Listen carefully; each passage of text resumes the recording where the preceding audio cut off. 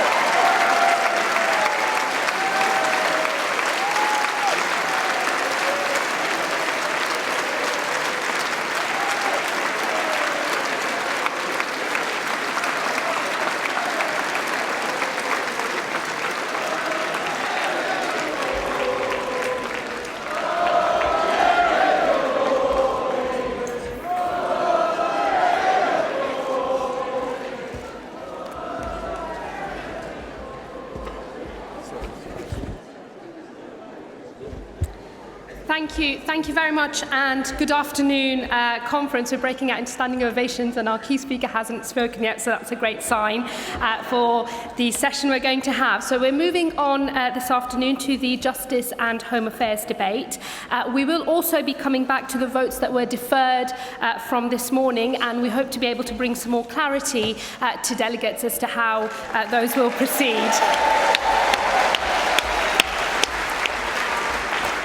And we will also be discussing the first motion from Women's Conference. So you've already given a very warm welcome, but please can I invite you to once again welcome our first speaker, the Shadow Home Secretary, Diane Abbott.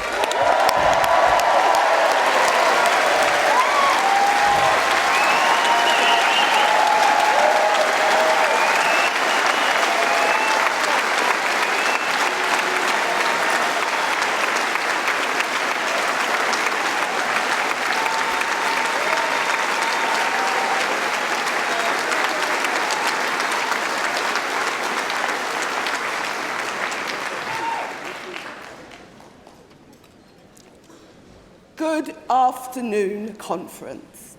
Warm socialist greetings to delegates, members, observers, and those of you watching this conference at home.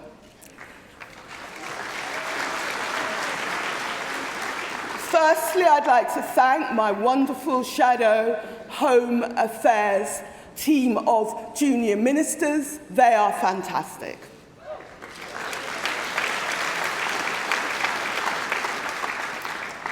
We live in extraordinary times. In Boris Johnson, we have a Prime Minister who wasn't elected by the public, has yet to win a vote in Parliament, has no majority, has no support for his signature policy of crashing out of the EU without a deal, and Boris Johnson's own brother has resigned from his cabinet. This must be the first ever ministerial resignation in order to spend less time with your family.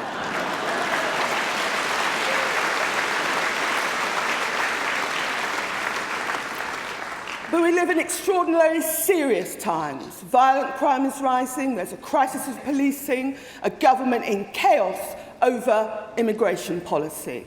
And this entire conference knows that crashing out of the EU without a deal would be a disaster for this country that it would take years to recover from.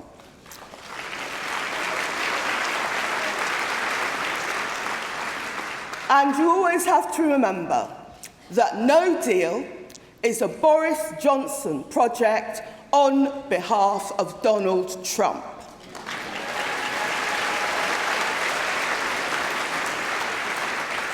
We would be subordinate to a United States currently led by one of the most right-wing presidents of modern times. And the danger would be no action on climate change, more wars, a sell-off of all our public services like the NHS, and the Americanization of working conditions. As the government's own documents tell us, no deal could create civil unrest, public disorder, and undermine our ability to tackle crime and terrorism. International crime is rising, but with a no-deal Brexit, it would mean we'd lose the European arrest warrant, we'd lose real-time access to important Europe-wide databases on criminals, terrorists, and justice and security cooperation would be threatened. Nobody who takes the security of this country seriously can support a no-deal Brexit.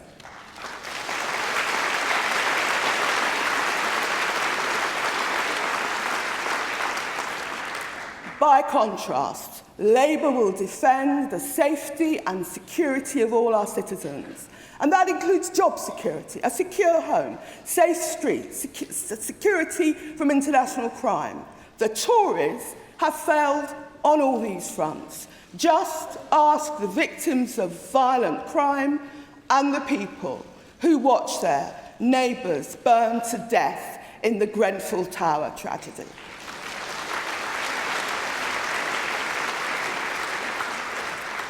Even Tory ministers now admit that there's a crisis of rising crime and that police cuts have contributed.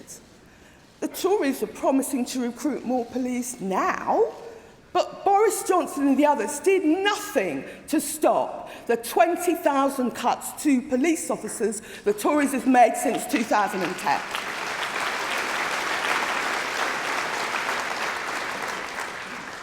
And let's not forget the Lib Dems.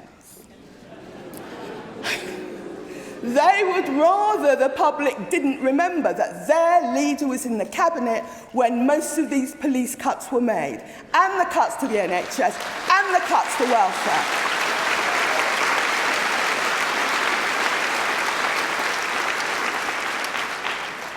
There's no question that cuts in police numbers have contributed to the rise in crime.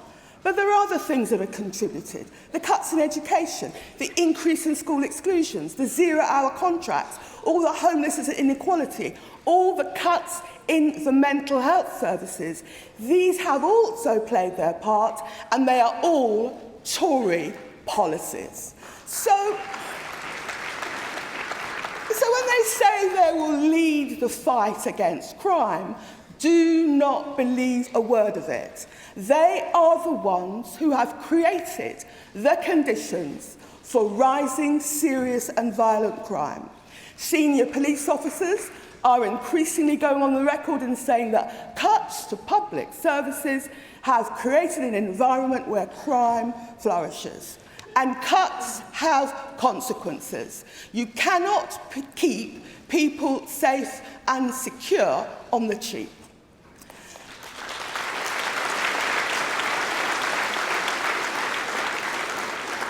Labour in government will address the ravages of austerity. It is well known that we've already committed to recruiting thousands of extra police officers. We will recruit thousands of real police officers to the front line. But for all the Tory big talk about recruiting more police officers, the Tories seem to be relying on taking people out of police administration and putting them in a uniform. Unlike this government, we aren't encouraging more school exclusions. Children should be in school. Otherwise, they will be schooled by gangs. We will tackle mental health care, underfunding and inequalities. We'll build the new homes and outlaw zero-hours contracts. We will tackle the causes of crime.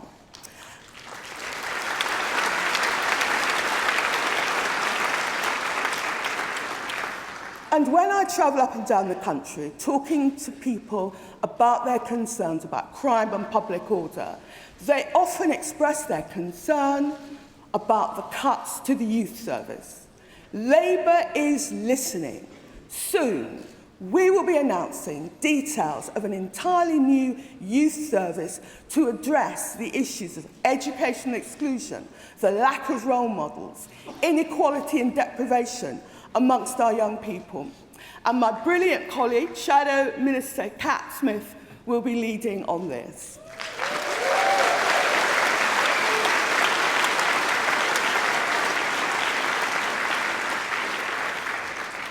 The Tories are insulting our intelligence if they think the public will simply forget who has caused this crisis of law and order.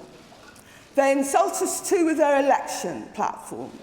They think that they can win votes with dog whistle racism, led by Boris Johnson, a man who described veiled Muslim women as letterboxes or bank robbers. And he has yet to apologise for this.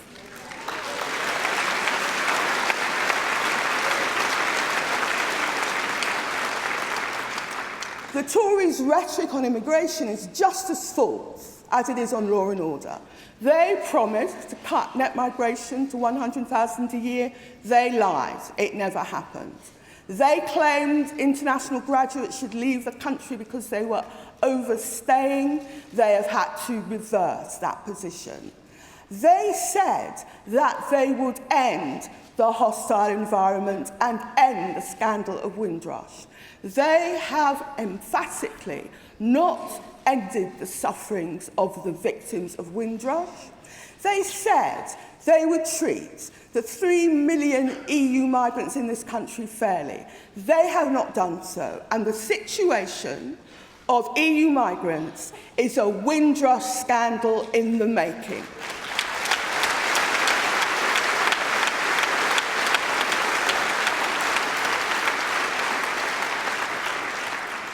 We will end the Windrush scandal, we will ensure justice for Grenfell, and we will uphold all the rights of the EU 3 million.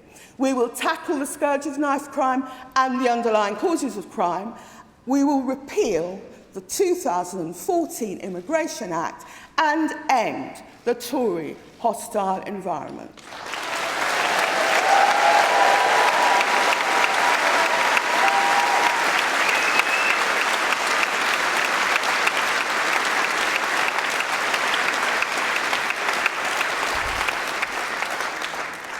Election after election, Tories weaponise immigration. They weaponise anti-foreigner sentiment, and they use coded and uncoded racism to distract from their attacks on the livelihoods and living standards of ordinary working people. But Labour, under Jeremy Corbyn, will not play the Tories' game. We want to bring communities together.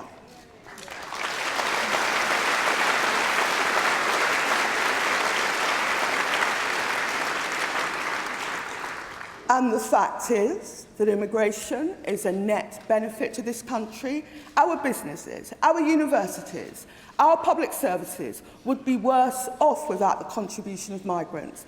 And our NHS in particular would be worse off without the contribution of migrants and the children of migrants. And removing freedom of movement rights already granted would actually be against the law. So Labour thanks all the migrants who have come here, helped to build and run our NHS, including my own mother. They have helped us.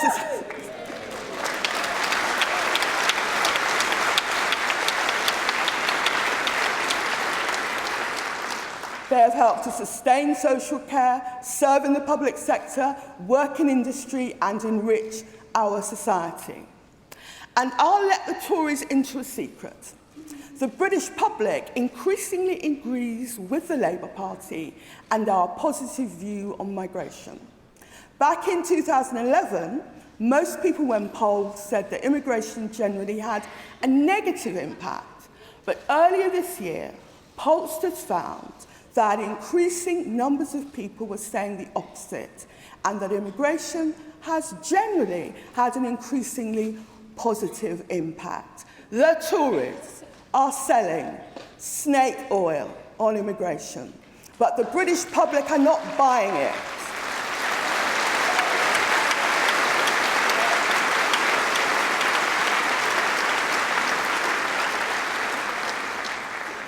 The haters are still very noisy, but we all know haters gonna hate.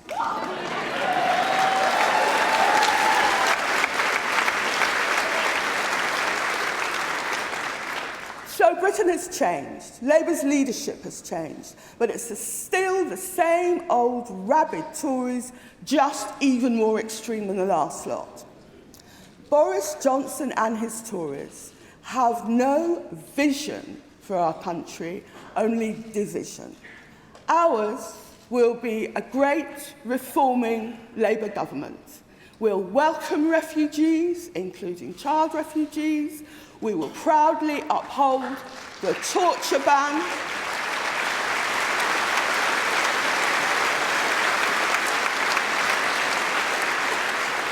And we will treat the victims of torture with humanity, not detentions and deportations.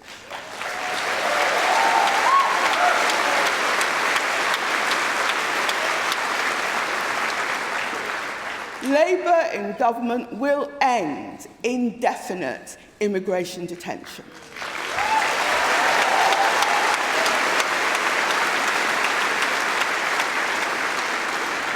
And we will limit it to the 28 days MPs were originally promised.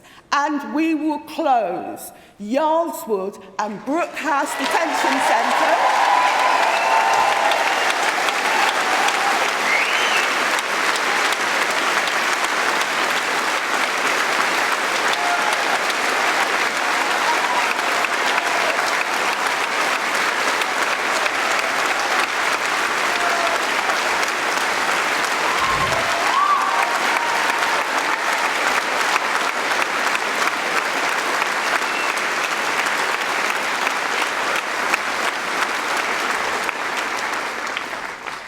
And further to that, we will review the entire detention estate. We will fund our police forces properly and work to give our communities genuine security.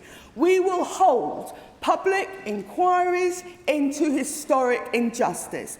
We will hold an inquiry into Aubrey.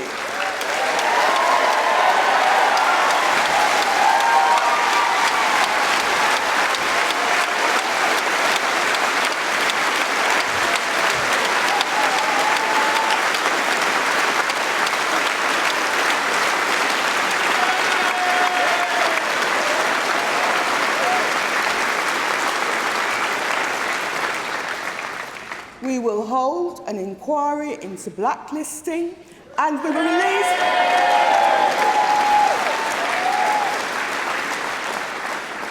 will release all the papers relating to the Shrewsbury 24 trials and the 37 Camel Laird shipyard workers.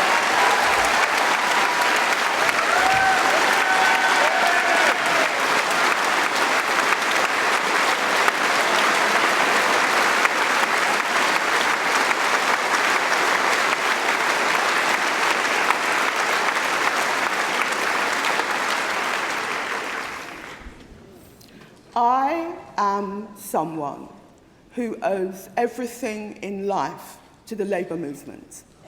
There was a post-war generation of socialists who campaigned against colonialism. There was the NHS orange juice and cod liver oil. There was my free university education, and above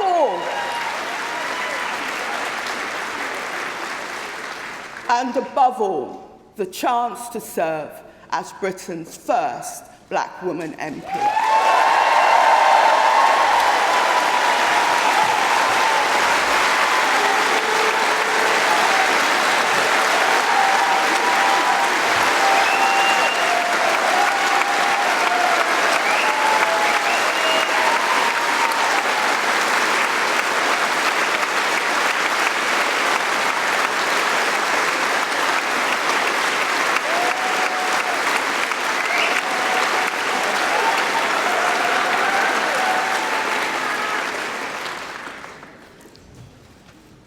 We are on the verge of a general election, and I believe that under Jeremy's leadership, with the policies that we're revealing this week and your commitment, we will win.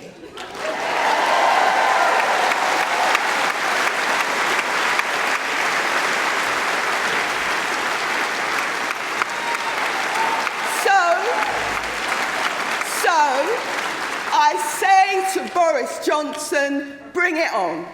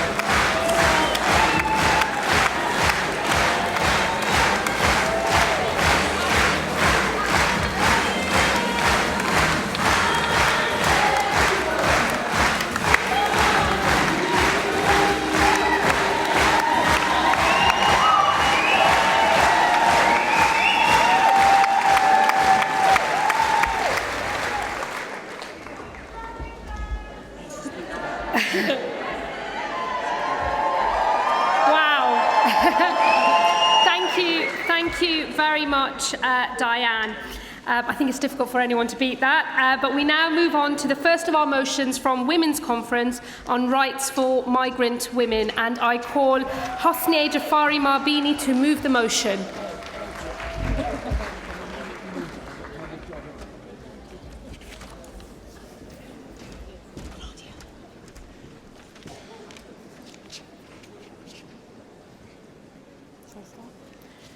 Good afternoon, Conference.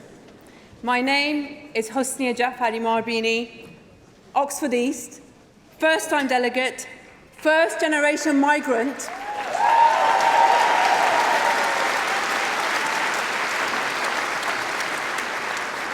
and proud NHS worker.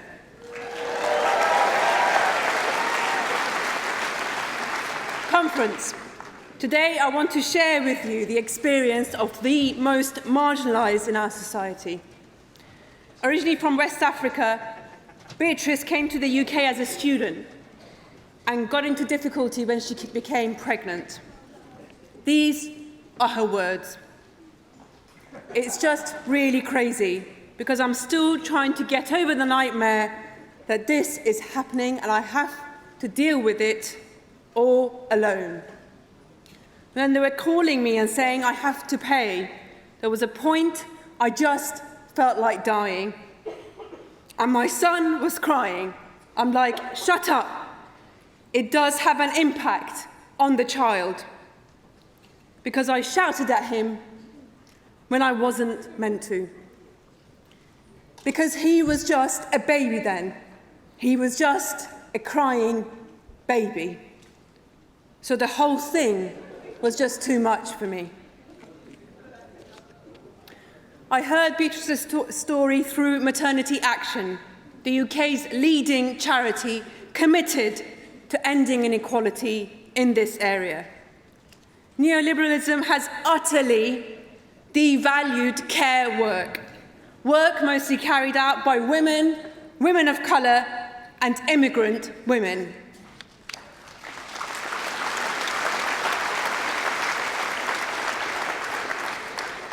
Using the cage of the hostile environment, it has expanded the cruel reach of immigration enforcement into the NHS. The right to be cared for has now been refashioned as a service to be earned. This goes against the very principles of the NHS and is by no means a new saga. As Naib Evans said in 1952, the whole agitation has a nasty taste. Instead of rejoicing at the opportunity to practice a civilised principle, Conservatives have tried to exploit the most disreputable emotions to discredit socialised medicine. The country seems divided. But in the NHS I work in, there is unity. There is unity when our nurses stay 4 hours after the end of their shift to allow a confused patient to spend time with a familiar face. There is unity when our porters forgo their coffee break and run to get more blood. Can you wrap up? Our healthcare workers are united. The evidence is united. Our Royal Colleges are united. Conference, we must be united in protecting the principles of our NHS. I urge you to support this motion. I move the motion. Thank you.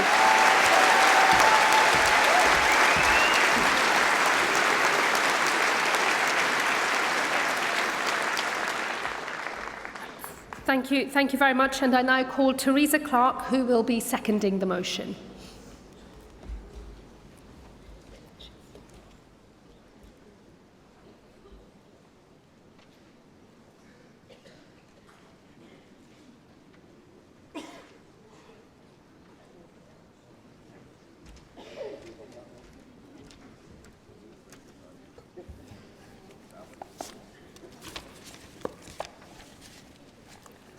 Conference, comrades, Teresa Clark with a sore throat, Lewisham Western Pend Secretary and currently acting chair of the Women's Conference Arrangements Committee, pronouns she and her. Also, first time speaker at a Labour Party conference.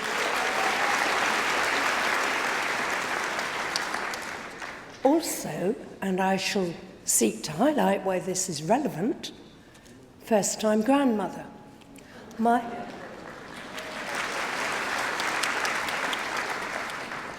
first ever granddaughter was meant to be born in the middle of conference, meant to be born on Tuesday, but she was born 3 weeks prematurely, and she received from our underpaid and overworked NHS, the finest neonatal care that anyone could, and so did her mother before and after, and all mothers and all women and all babies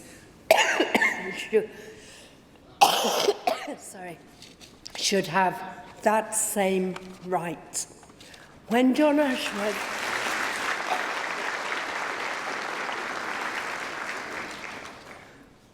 Ashworth made his very powerful speech to us just before conference, he said that no one should have to pay to breathe. No one should have to pay to be born. And yet, at this most vulnerable time in their lives, migrant women and their babies are presented with a bill that frightens many mothers from even going for antenatal and maternity care. This is all linked in to other parts of this motion on no recourse to public funds, till we are at the point where the excellent organisation called Docs Not Cops, like Maternity Action, leading this fight, has no choice but to say to a heavily pregnant migrant woman, have you thought of resting on the night bus? We will do away with the Tory discrimination against migrant women and their babies. This motion was passed unanimously by 1,000 delegates at Women's Conference.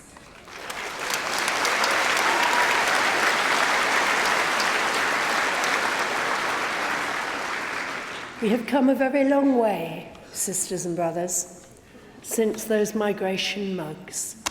Let's go that bit further. Please pass this motion unanimously as Women's Conference did.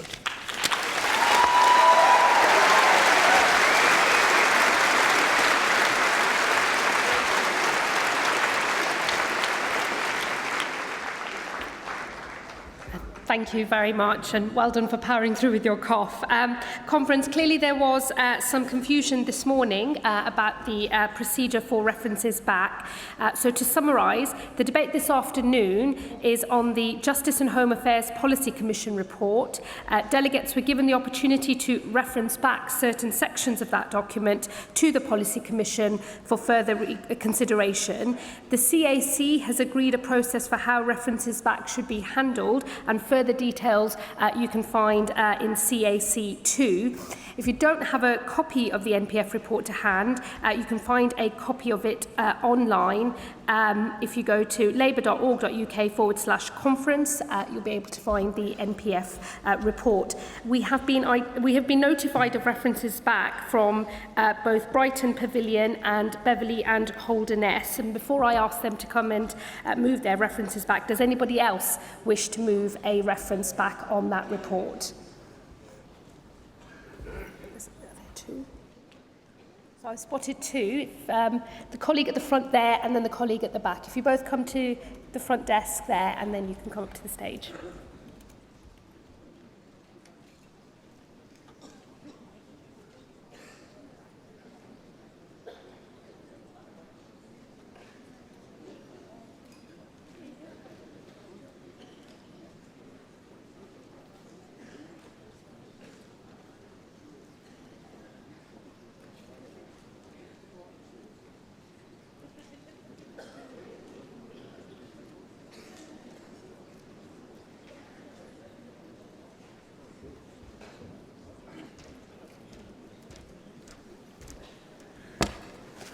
Hello, Conference. My name's Lex, and I'm from Harrow West CLP, first-time speaker.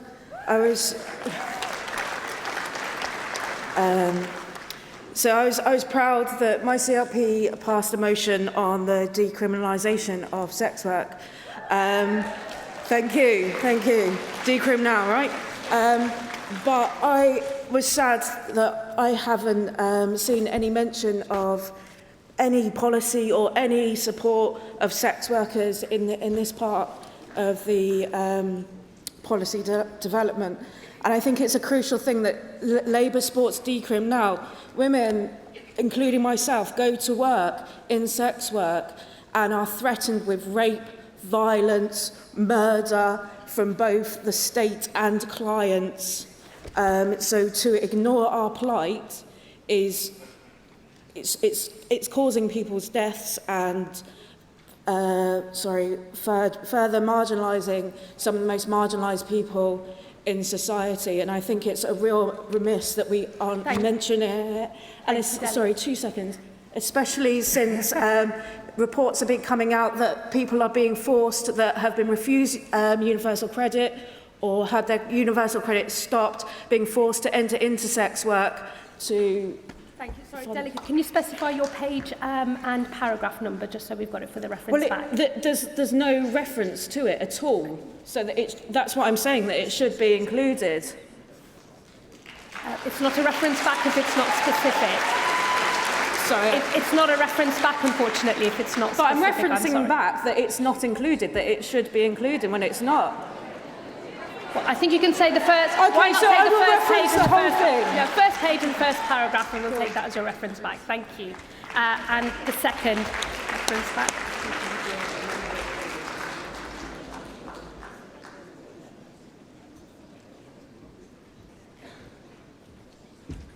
You've got 1 minute, Delegate. 1 minute? Yes. Okay.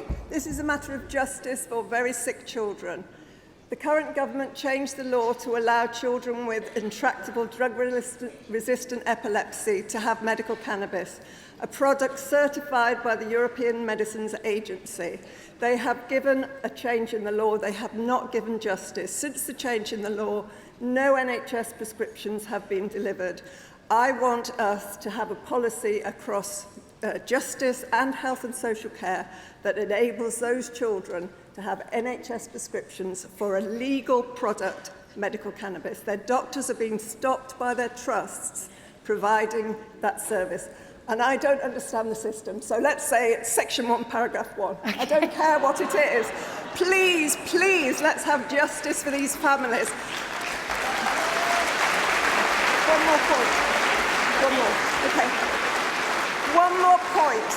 Some of these families are fundraising to get private prescriptions for their children, which are being given. They're going to Holland. They're getting this legal product and being stopped at the border and having it taken off them when it's transformed their children's lives. That is not justice.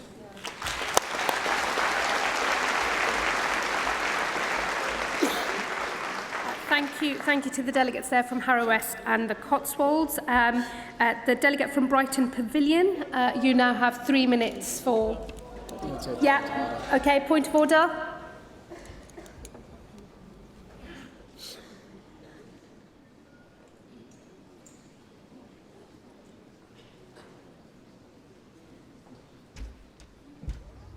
Hello, Angus Andrews, Aberconwy CLP. I just wanted to address the format in which the debating and voting was arranged, especially after it being cut short this morning. It's very difficult for most people to hold on to a lot of information in their minds, especially without a physical thing to refer to. And especially for non-neurotypical people like myself, holding on to that information for more than a few minutes is very difficult. So I would propose that, maybe not now, but at some point, that it be reshuffled so that the voting could be interspersed between the debates.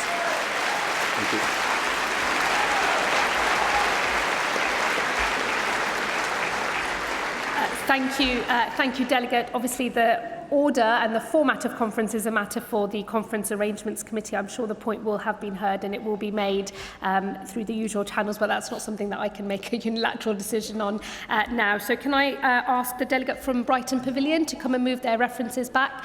Because you've got more than one, you've got a time limit of 3 minutes, and I'm going to start getting strict. Leonie Brewer, Brighton Pavilion. I'm just moving back one. Referencing back one, but then my other delegates from the delegation are moving back a series of references back. I have one reference back, and then Claire Wadey has one. Are you also from Brighton Pavilion? Yes. I'm afraid you've got 3 minutes in total, regardless of how it's divided up. So Okay. I suggest you all maybe come up on stage and move them all together. And I will start your clock. I will start your clock again. Thank you. Shall I start? I'm going to get the clock started again. This is ridiculous. Yeah, okay, go for it. Okay, I'm referencing back the phrase abolition of the so-called hostile environment from the section Windrush and Immigration on page 151. Abolition of the hostile environment is, of course, essential. This report focuses on deportation and detention. However, it fails to mention the increasingly discriminatory and unjust visa system, also a part of the hostile environment, in which outsourcing is leading to rising high income thresholds, increasing costs and profiteering. This is affecting more and more people, causing increasing levels of stress and misery. This report fails to mention this government openly declaring asylum-seeking children may not be able to reunite with their families in the event we leave the EU with or without a deal. The Labour Party must affirm its commitment to family reunion, to the right to a family life under Article 8 of the European Convention of Human Rights, as well as to the wholesale reform of visa processes.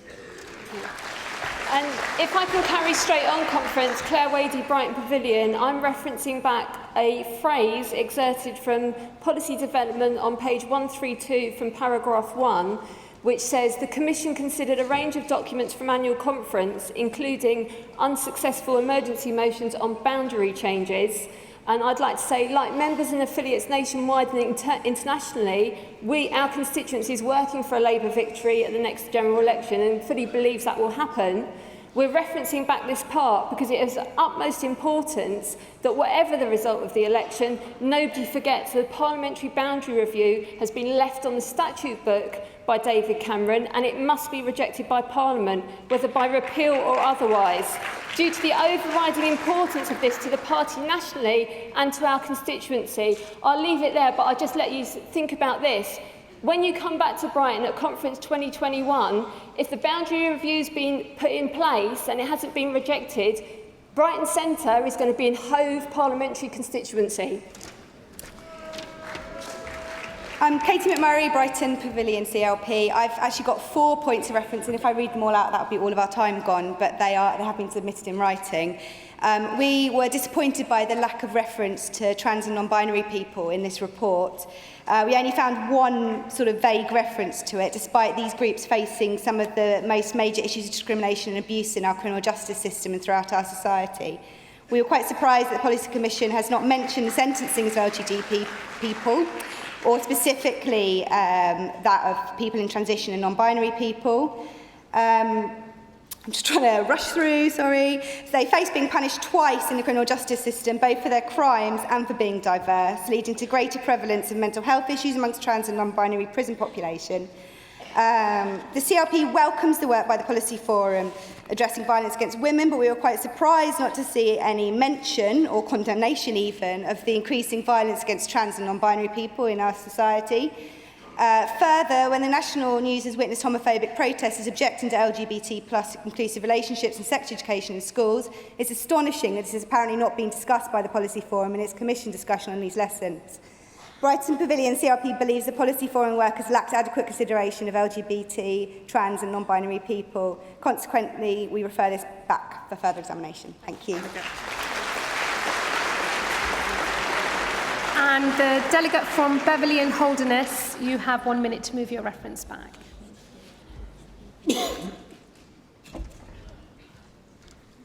Alicia Heslop, Youth Delegate for Beverley and Holderness. We would like to reference back the submissions on the decriminalisation of sex work, which, by the way, is not referenced practically, on page 154 in the Justice and Home Affairs Commission section of the MPF report. One would assume, following its apparent dismissal from a priorities ballot at a women's conference, that it would be discussed here at annual conference. Alas, the entire subject was merely given its title and no further information. Nonetheless, Beverley and Holderness reinforces their support for sex workers and the decriminalisation of their trade. Sex work is work. Please support the reference back.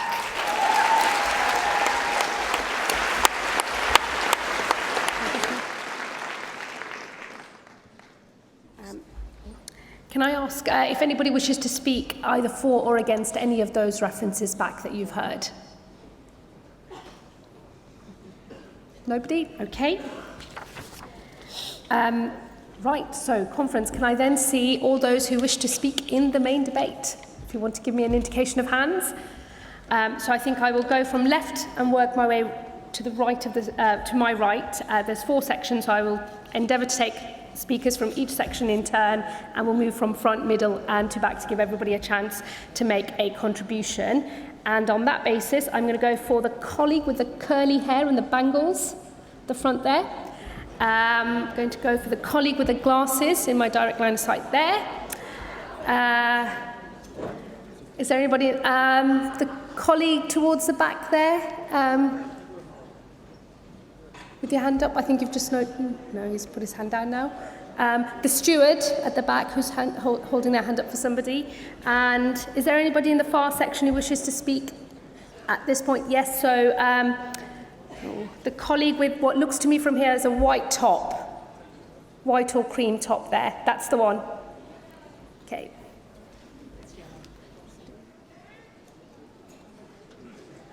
Speakers in 4s, and we'll see how we get on. Sorry, if all speakers could come to the desk at the front, the big Labour sign in front of it, so that they can check you in and then you can make your way to the stage.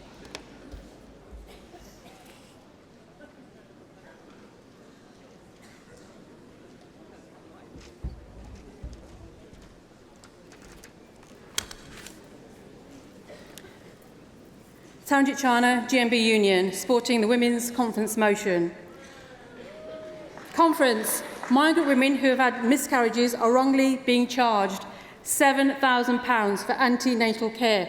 Despite never going into labour, women are scared to access antenatal care for the fear of being deported or detained.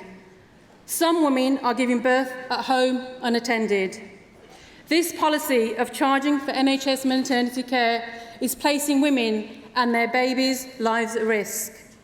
Women who are being charged for maternity care include destitute women in the asylum system and women who are fleeing domestic violence and sexual exploitation. The NHS still sometimes charges for miscarriage and stillbirths. Migrant women are isolating themselves. Conference, imagine getting a letter just after you've given birth or had a miscarriage that you owe £7,000 and you have 2 months to pay that debt. How would you feel? If you don't pay that debt, they will pass your details to the Home Office. This is unfair, it's traumatising. Support this motion. Let's stop this racist and misogynist policy. Thank you.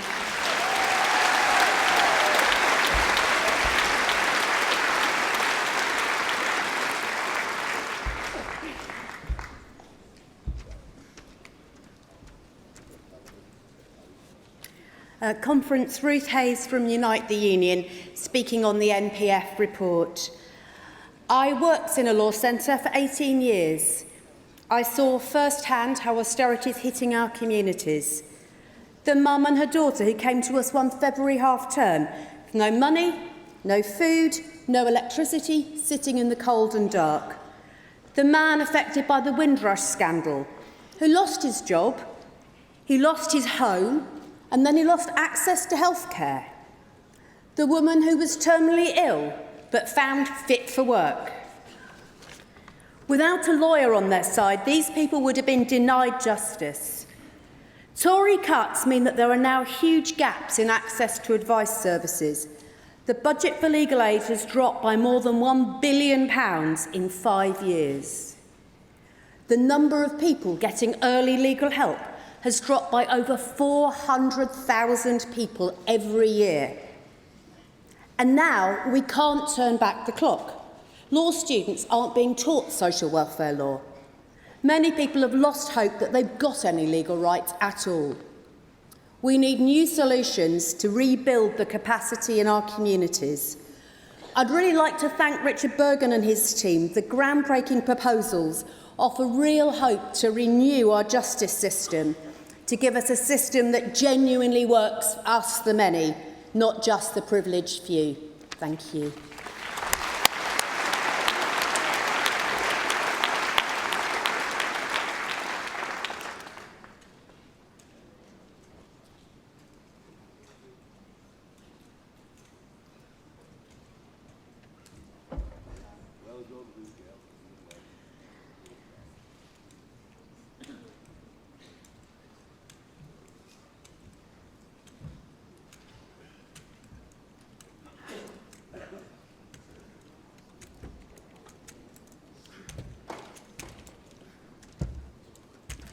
Sorry to take so long.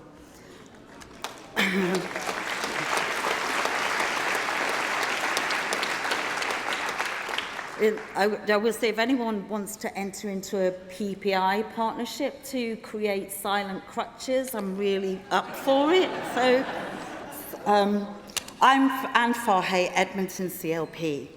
I'm from one of the most poverty-stricken areas in London, and one of the most densely populated. One of the things that is universal across all boundaries, all classes, all cultures, is domestic violence. Domestic violence has been estimated across the NHS 60 billion a year. And that's only the tip of the iceberg, because only about a quarter, as it's estimated, comes to the attention of any statutory sector. But for women of uncertain immigration status, they live in terror, not only from their abuser, but also from statutory sector. They're terrified to get in touch or to ask for help. And then for them to be burdened with having to pay for the care that they received as a result of the injuries, both physical and mental, is just extraordinary to me in a civilized society. To say that the most vulnerable person in any community are the very people that we are going to stigmatize the most and burden the most because of the injuries they receive by a society and by cultures that finds domestic abuse and domestic violence acceptable because it's always been there. But can you imagine what it's like for a woman bringing her children into the country, often on a spousal visa, and they suffer years usually, and I'm one of them. I wasn't an immigrant, I'm a Scouser, so I might be called an immigrant, but it's,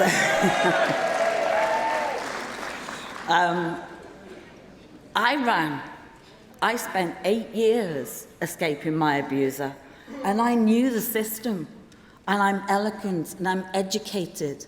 I'm a retired nurse. I've done 11 years in an A&E department.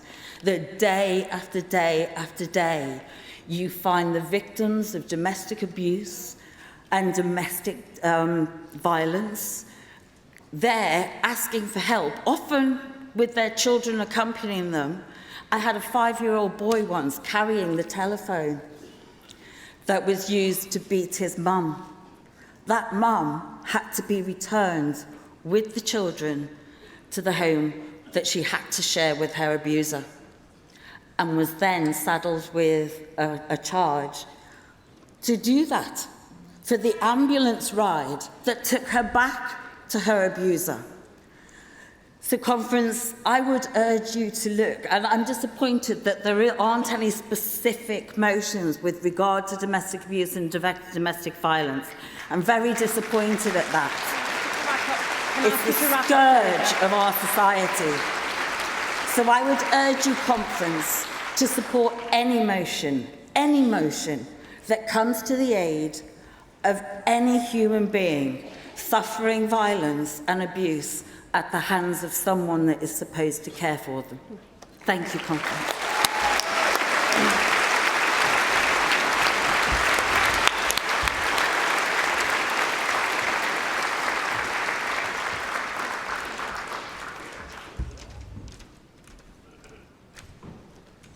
Sue Cowlishaw, Derby North CLP. I'm supporting the National Women's Conference motion. The fact that we have to even bring this motion before conference today appalls me, that we can treat pregnant women in the way that it is happening in this country at the moment. These women are some of the most vulnerable in our society. I worked as a midwife for 25 years and had the pleasure of supporting refugee and asylum women in the 1990s and the early 2000s. For these women, there are problems of access. They don't know how to access national health services. They have language barriers. They already suffer worse pregnancy outcomes. They have very often poor nutrition, live in relative poverty, and have babies who are small for dates and therefore more vulnerable themselves. They need greater care, not less. They have an inability to pay for maternity care and therefore, as we've already heard, will not seek to access antenatal services. It is inhumane to turn them away, and they are embarking on an already hazardous journey, the very fact of being pregnant and giving birth to a baby. It would be much more cost-effective to provide a safe birth for them than for us to pick up the pieces afterwards. Stillbirth, neonatal problems, and all that go along with premature birth. Providing a good start in life should be every child's birthright, regardless of the mother's status. Comrades, I urge you to support this motion unanimously. Thank you.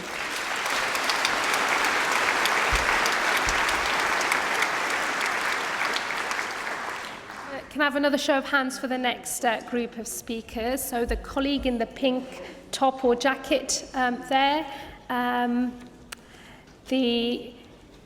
The lady at the back with what looks like a green top. Is it greenish top? Yes, you just stood up. Okay, over here. Is anybody in this sort of third section along that wants to speak? No, so the colleague with, I think it looks like a white top on the edge, sitting right at the end of the row. And then the lady with the yellow, is it a yellow jumper?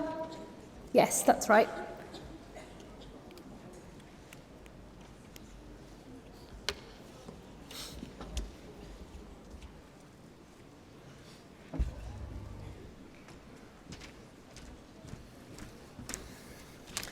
Hannah Jones, Whole Green, CLP. speaking in support of the Women's Conference motion. This country detains people indefinitely and without charge. The hostile environment sprang from previous Labour governments' grave mistakes, and a Corbyn government must end this travesty. The Tory government disbelieves children, abuse survivors and torture survivors. It sends them to countries they've never known, where they'll face persecution or death. It traumatises them through abusive incarceration without charge and without any endpoint or any purpose. Workers in detention centres are also abused and underpaid. Detention custody officers can be responsible for up to 50 vulnerable detainees at one time. G4S pays them less for this than they pay cash transportation officers. That shows the priorities of the privateers our government entrusts with human welfare. Cash before people. Conference, our Labour government must close all detention centres and end the hostile environment.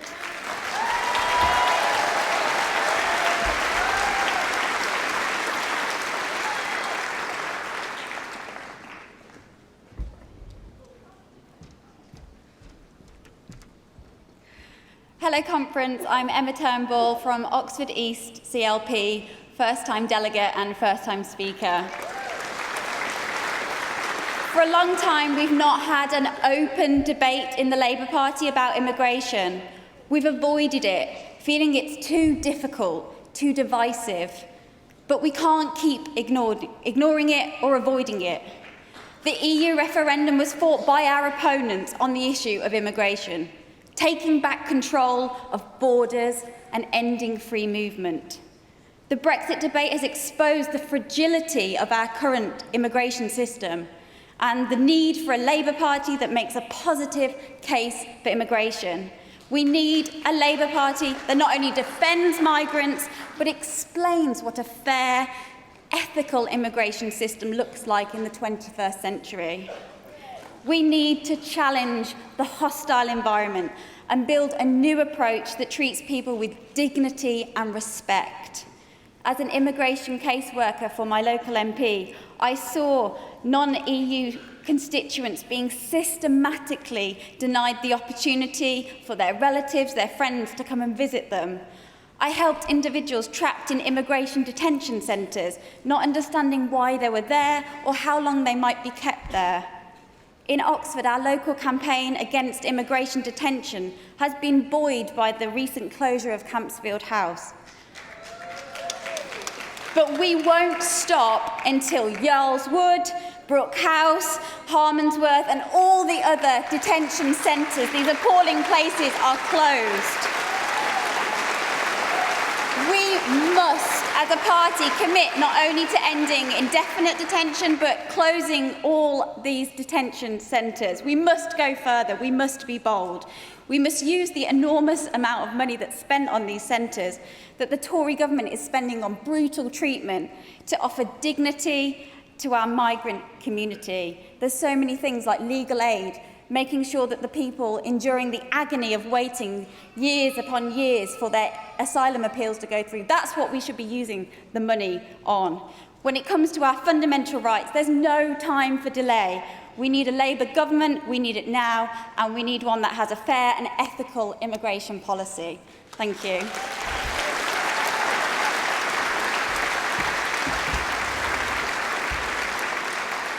Conference, before the next delegate speaks, can I just remind you all that the ballot on the Democracy Review closes at 4 o'clock. So if you haven't voted and want to do so, don't forget to make sure you go to the ballot area before 4 o'clock. You've still got a bit of time because it's only 3:15 yet. Next delegate.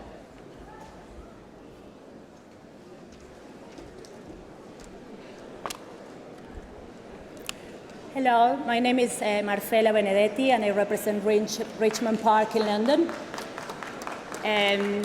As you can notice, English is not my first language.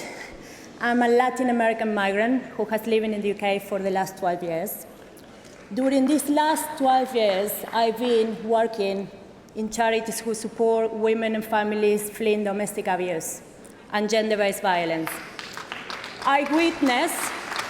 I witnessed firsthand how the Tories' cuts are making almost impossible for those women and children who want to flee the abusive relationships. We all know how difficult it is to live an abusive relationship. I know that because I was in one. But can you imagine the difficulties for those women who doesn't have access to any support?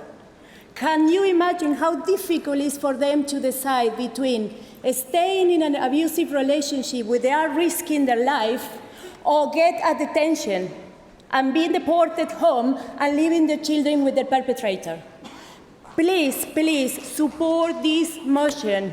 We migrant women don't have the opportunity and platform to talk many times. I'm really welcome the opportunity to talk in this conference. I'm not surprised this is the conference of the Labour Party. I am proud it's my party. And what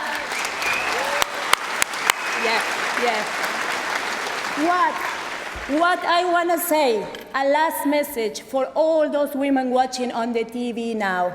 I was in my kitchen table, living a very isolated life, but watching the debates in the Labour conference. And I thought, that is not for me. English is not my first language. Who is going to listen to me? You don't know, this is not your country. No, I'm here talking for you and your country. Thank you. Thank you.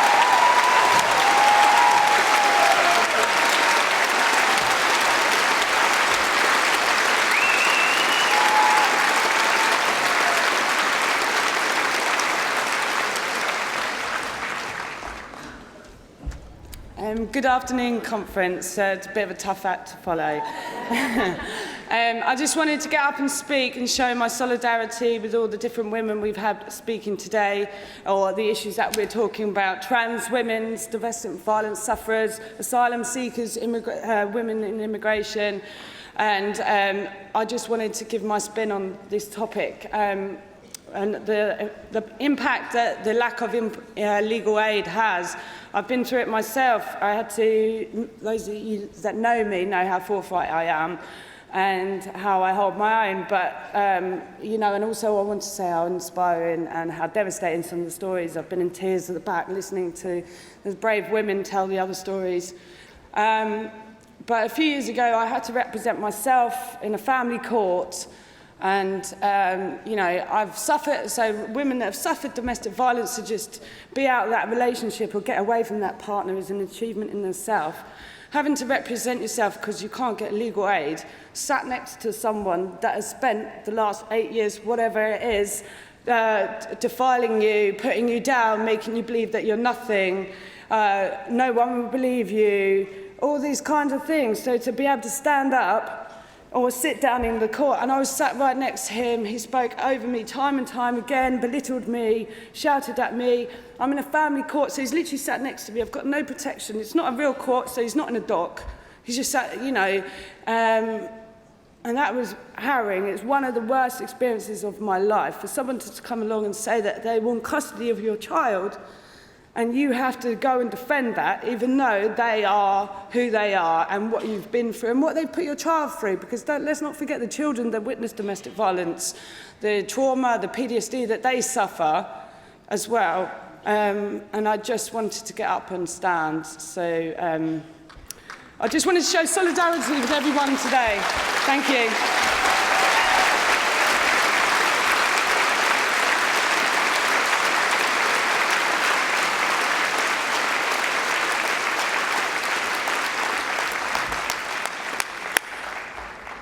Thank you, conference. Can I see a show of hands again for our next round of speakers? The colleague here at the front in this dark suit. This lady here in the blonde hair, greenish top.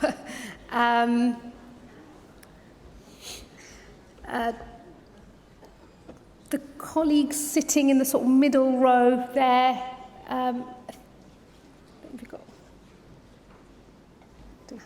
You've just put your hand down. That was you. Yes.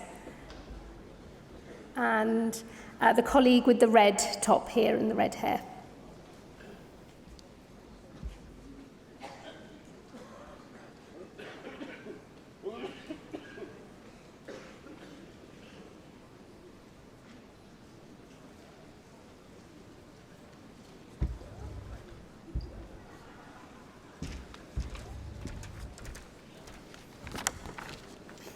Conference, I'm Chris Webb. I'm the parliamentary candidate from my home seat of Blackpool North and Cleveland, and hopefully the first ever locally born MP in the town of Blackpool. Conference, Lancashire is one of the hardest hit of any police forces in the country. Under this Tory austerity, Lancashire Police has been hit with cuts of £84 million, with £18 million to fine by 2023. Our Tory MP, Paul Maynard, has consistently voted for 9 years of real terms cuts to the police, putting us locals at risk. Agreeing to over 750 officers removed from the streets of Lancashire, yet he believes it's right that Leafy Surrey should only have 8 officers cut. Our officer numbers are now at the lowest they've been in 30 years, alongside the highest recorded crime in a decade. How can this be right or fair? Now the Prime Minister has announced his new flagship 20,000 frontline officers, yet in typical Boris style, no details of how they're going to be paid or where they're going to be distributed. My guess, he's going to force hard-working council taxpayers again to foot the bill. But it's now been revealed that only 6,000 might actually go to frontline services, with the rest going to the National Crime Agency and counter-terrorism. Yet again, you can't trust the Tories with the police.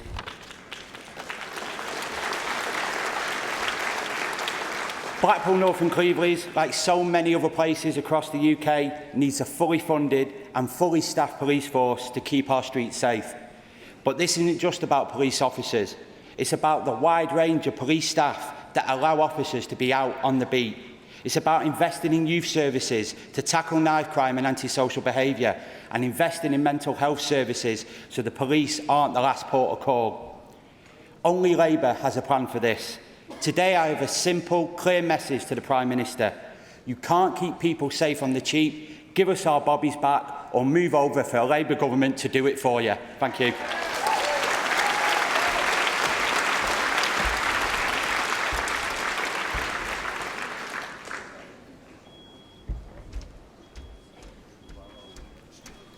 Jan Williams, Harrogate and Knaresborough CLP, Unite Community Member, inveterate conference attender, but first-time speaker. I'd like to talk about domestic abuse, violence, whatever, from the perspective of a former practising family law solicitor. I effectively retired about 9 years ago. But also from the perspective now of a member of the North Yorkshire Police and Crime Commissioner Domestic Abuse Scrutiny Panel.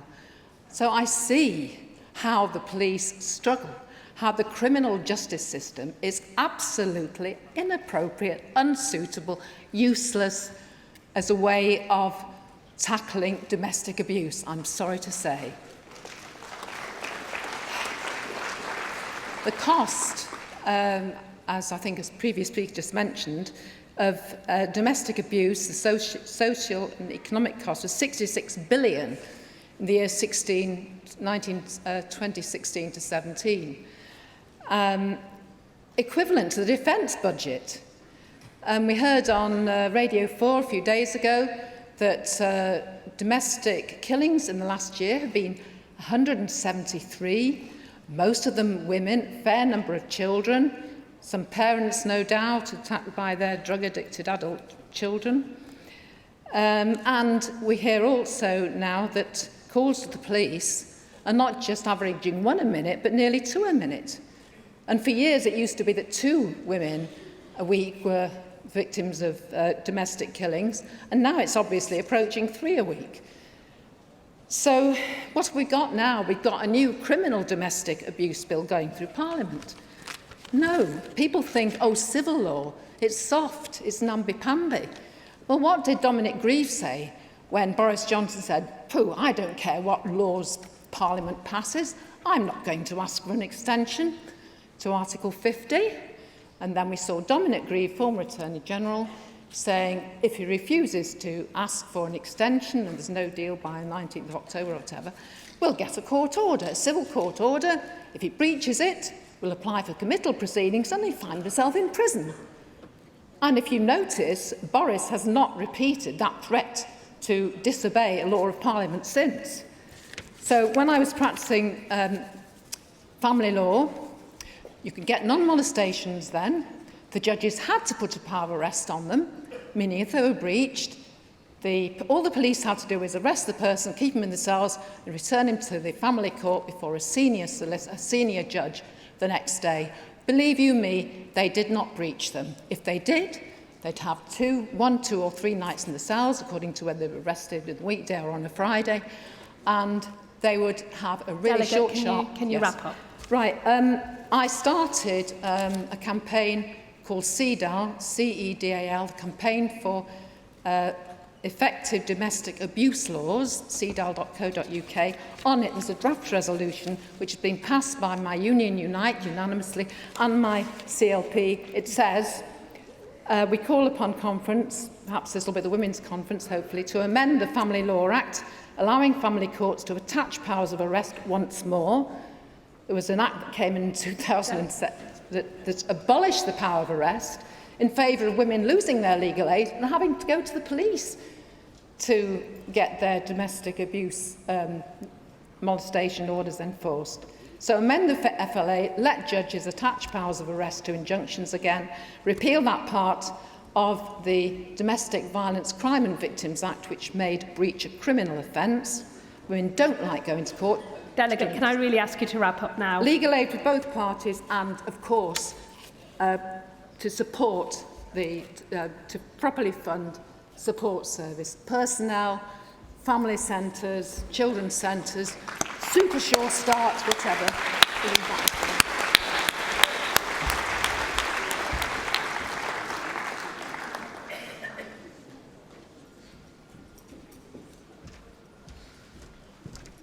Good afternoon, Conference Chair Jane Gebby, Bridgend CLP.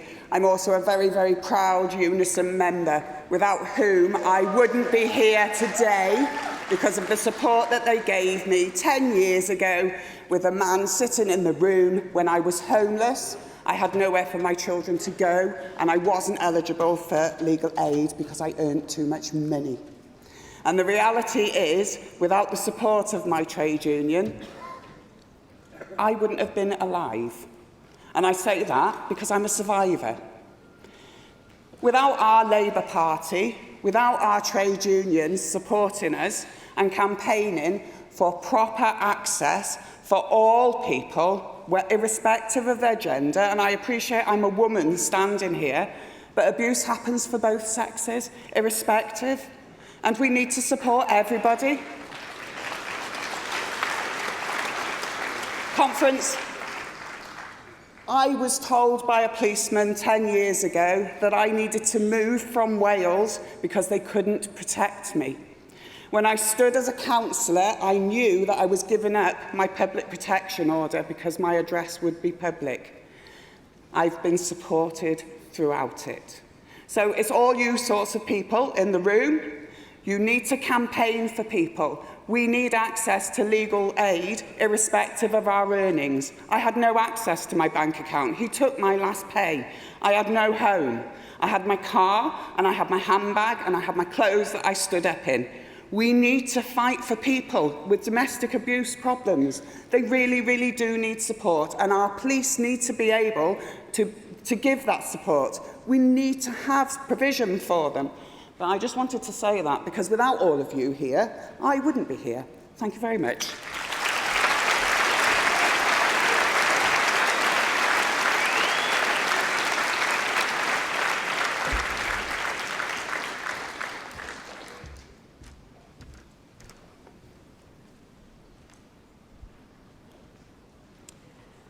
My name is Leonie Descartes, first-time delegate for Croydon Central CLP. I'm a working mother of 1 and soon to be 3. I work day-to-day on a not-for-profit community arts hub in my hometown of Croydon. I am asked on a daily basis the innocent question, where are you from? My first honest answer is never good enough, and this question will be familiar to many of you. It suggests, despite being born here, I don't look like I belong. I grew up on a council estate living all over South London between my mother, gran and father when he would have us. When I was 14, my mother killed herself. and my gran had to care for my brother and I. I've experienced, along with my brother, some of the worst parts of our society. I've experienced firsthand the consequences and effects of austerity, mental health cuts, homelessness, drug abuse, the prison system, sexual abuse, social services, sexism, racism, and all its nuances, along with criminalisation and discrimination of ethnic minorities on a daily basis, even in such a diverse city as London. I've also experienced being brought up by a powerful single mother and an incredible gran.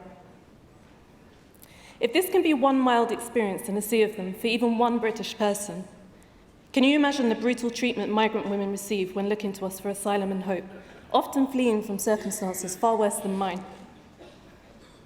Our sisters' voices are not being heard. They're being abused in detention centres for indefinite amounts of time, subjected to further trauma and exploitation with little to no access to legal aid. Many of them are pregnant. Many don't have anyone. The detention estate is inhumane. I beg you to hear my voice in the absence of theirs. We do not get to choose where and how we are born, but we do get to call it as we see it, act and inspire change.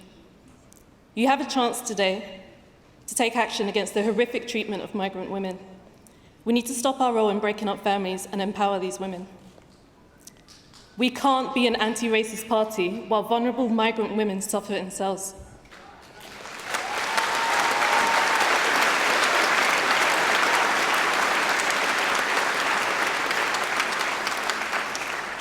Conference, comrades, we must protect migrant women by closing the detention estate, but this action alone will not be enough. We must defend their rights and dignify their existence. There must be a community-based alternative to detention, put into party policy, such as a submission held by the Labour Against Racism and Fascism to the National Policy Forum. We must protect migrant women. Please support the Rights for Migrant Women motion. Thank you.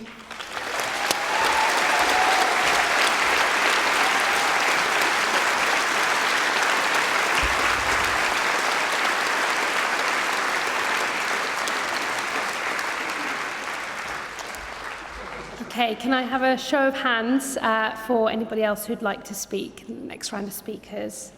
There's nobody on. There's the colleague at the end of that row there.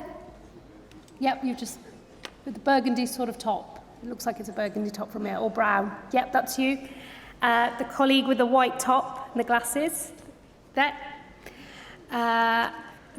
The colleague that just waved at me as I looked over. There you go.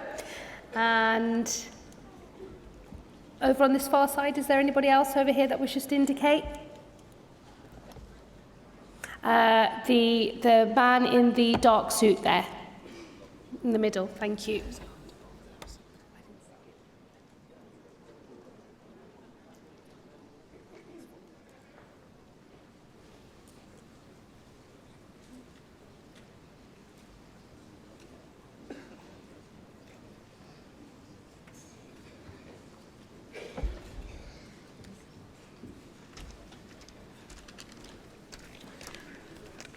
Hello, everyone. I am Eleni Lukopoulou. I am a first-time delegate and first-time speaker.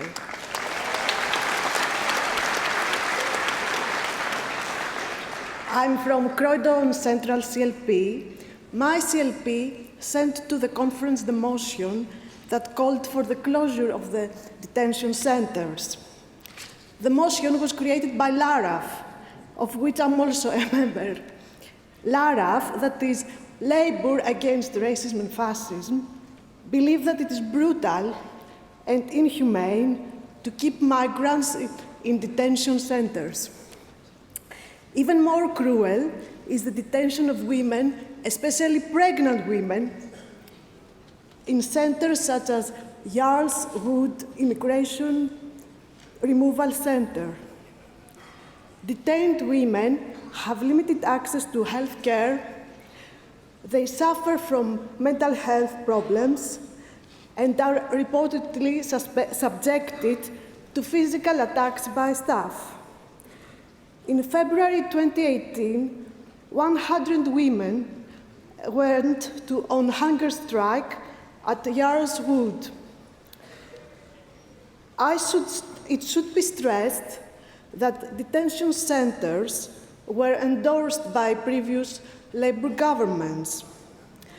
Today, if the Labour Party wants to be a truly anti-racist party, it should adopt as its policy the closure of the detention centres.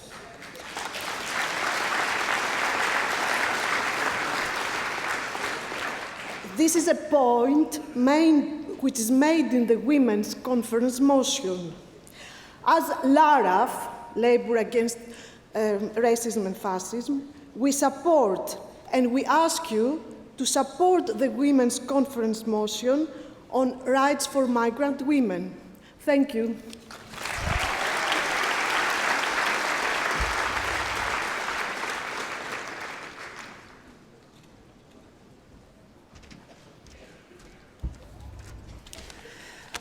My name is Jenny Summerhimbo. I'm from Labour International, and I'd like to speak in support of the motions on support for migrant women.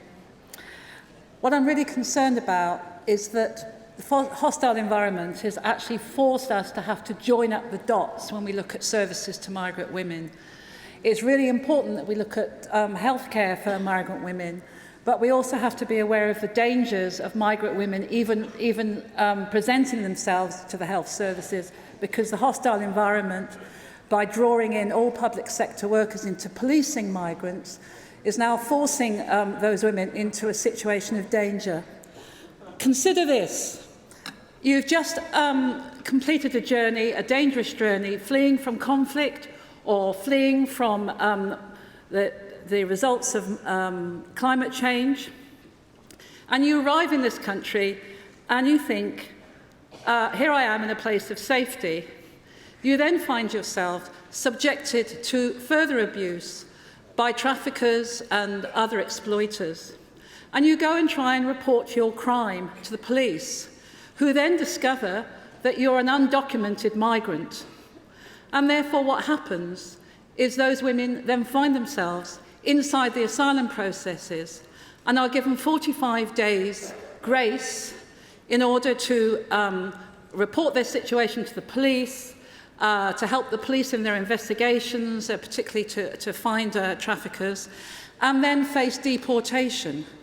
So the situation is that those women are in the awkward position, a real catch-22, of either keeping quiet and remaining in the country or being returned to the place from where they fled violence in the first place. Really, this can't go on. And women in those situations should be removed from the asylum processes and be treated quite separately in terms of their right to remain in this country. It really is a scandal that in being able to report an injury into the health service, that you could end up along the way of being deported for actually seeking the health care that you were entitled to in the first place. So I think it's really important that when we join up the dots with the different public services that the hostile environment has caused us to have to do, that we have to consider how we can stop that from happening, and to be able to protect those very migrant women who have actually found themselves, having fled from a place of danger, suddenly find themselves in another place of danger in our very own UK. This really has to stop. It also means that if we separate out for instance, for migrant sex workers and sex trafficked women, if we separate them out from the asylum processes, it has a direct benefit and effect on the way that sex workers are being over-policed as well. So I think it's really important that we look at joining up the dots about the fact that because of climate change, we're likely to get more mass migration. We need to have a set of immigration policies that are fit for purpose and that address those issues across the public sector, and also linking it in with the movement of people due to climate change. Thank you very much.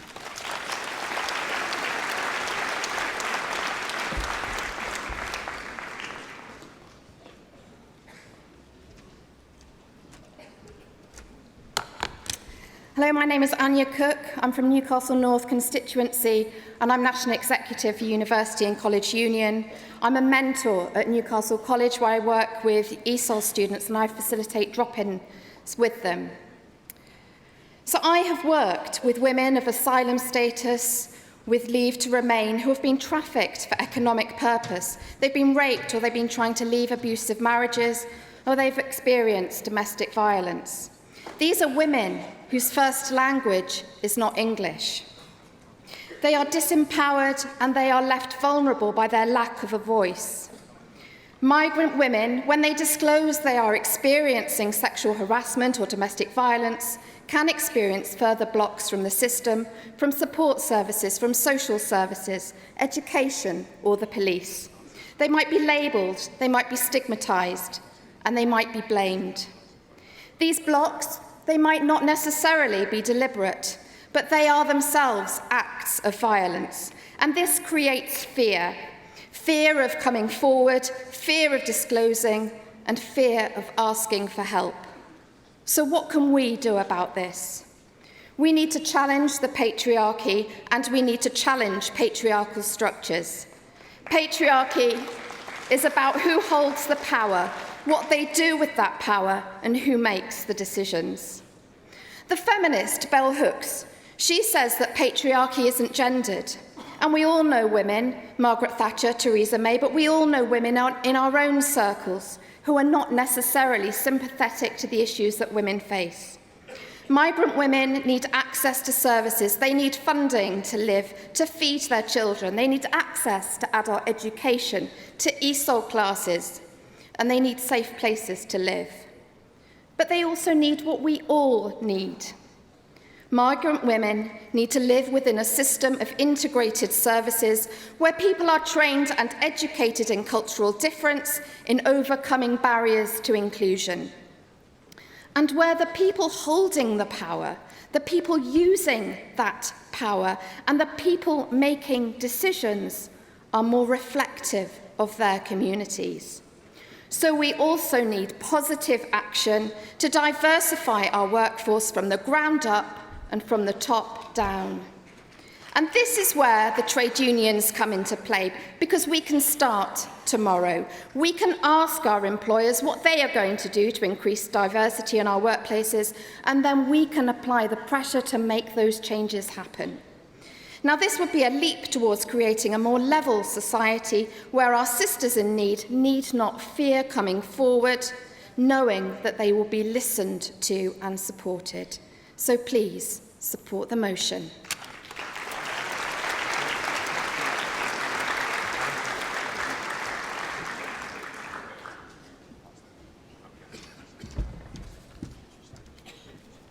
Good afternoon, Conference. Josie Bird, speaking on behalf of Unison, the UK's largest trade union.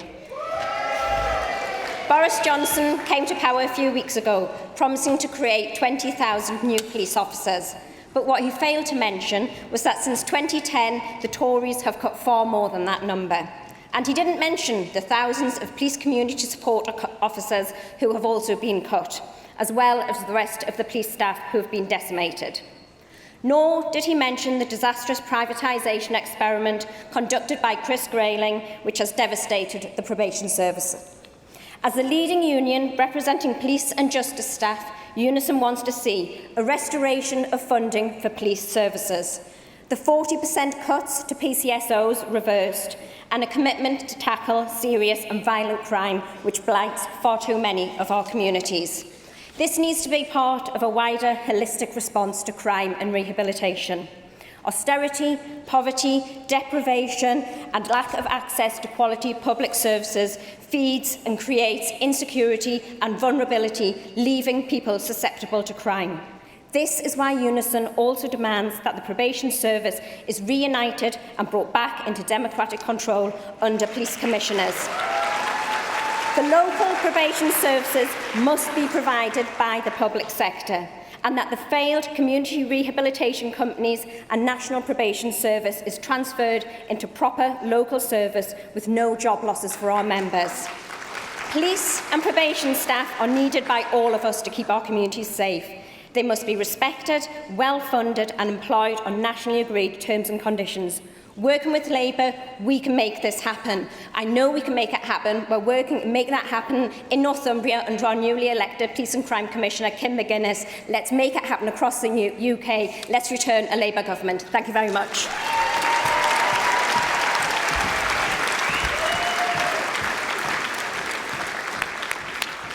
Thank you. Thank you, Conference. Can I have another show of hands for our next group of speakers? The colleague with the red jacket and the hat at the back there. Anybody else? Can I say? Okay, over there. Right.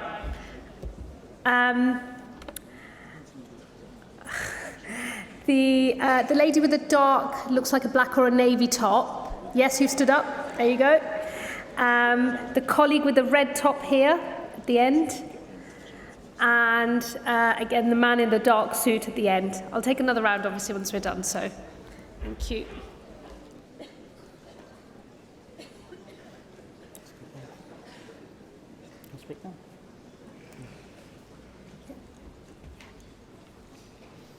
Hello, Conference. Barry Payne-Paraja. I'm from Chelsea and Fulham CLP. I'm a member of BAME Labour and an NHS manager. I am one lone disabled man fighting for equality and justice reforms. 3 years ago, I had a harrowing case of disability discrimination in an NHS organisation, I'm sad to say, and I've represented myself much at the expense of my health. I go to the hospital and to my GP weekly, and my case, after 3 years, has been to the Employment Tribunal, the Appeal Tribunal and the Court of Appeal. And what really shocks me is the way that the Tories have manipulated justice over these last 9 years. Disabled people are taking a battering, and we need to do something about this. Citizens' advice bureaus are kicking you out of their surgeries, even when you are in tears and have a really good case. Now, Labour has a very proud track record on delivering some of the meaningful acts on equality, which is all linked to justice. The Sex Discrimination Acts, the Race Discrimination Acts. This is why my parents voted Labour. And when we return to power, we really need to change the way that people are supported, not just the legal support and the funding, but just supporting people like the lady mentioned earlier, who tried to take her own case and represent her own arguments. We need to change the way we support that fundamentally so that the support is there. It's important to understand that equality and justice are linked, and if we're to fight for a fairer and equal society and deliver a radical policy agenda, that's important also for improving public services. Thank you.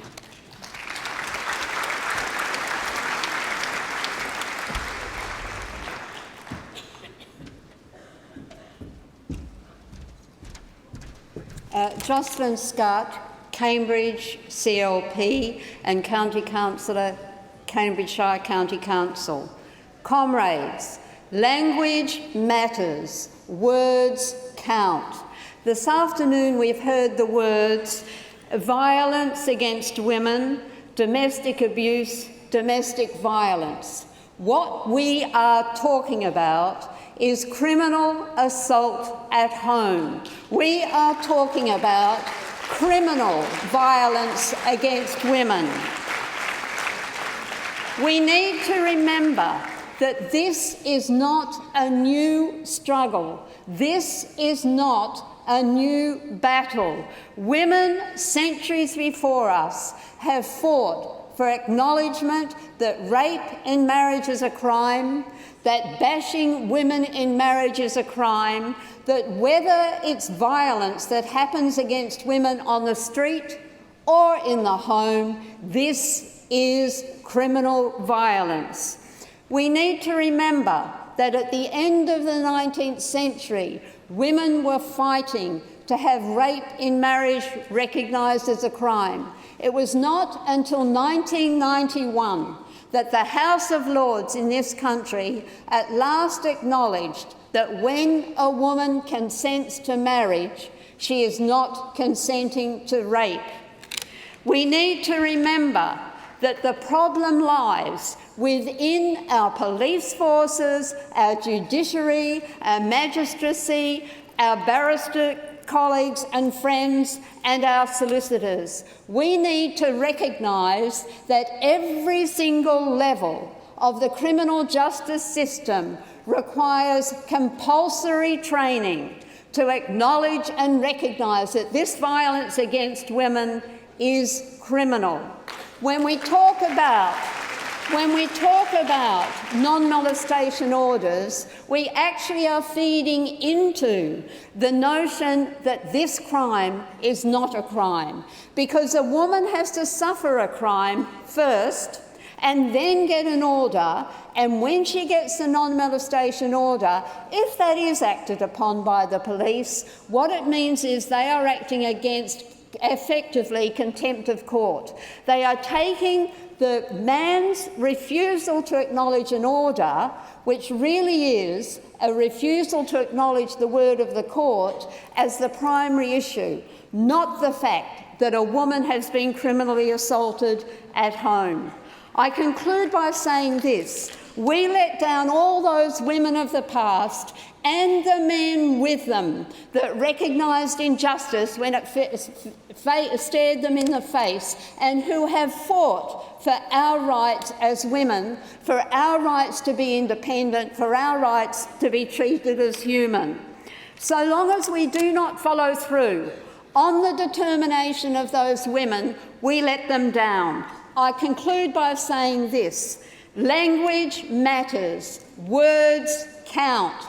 The lives of women matter, women's lives matters, and women's deaths matter too. Rise Up Conference, in terms of the rights of all our women out there, whether on the street or in the home. Thank you.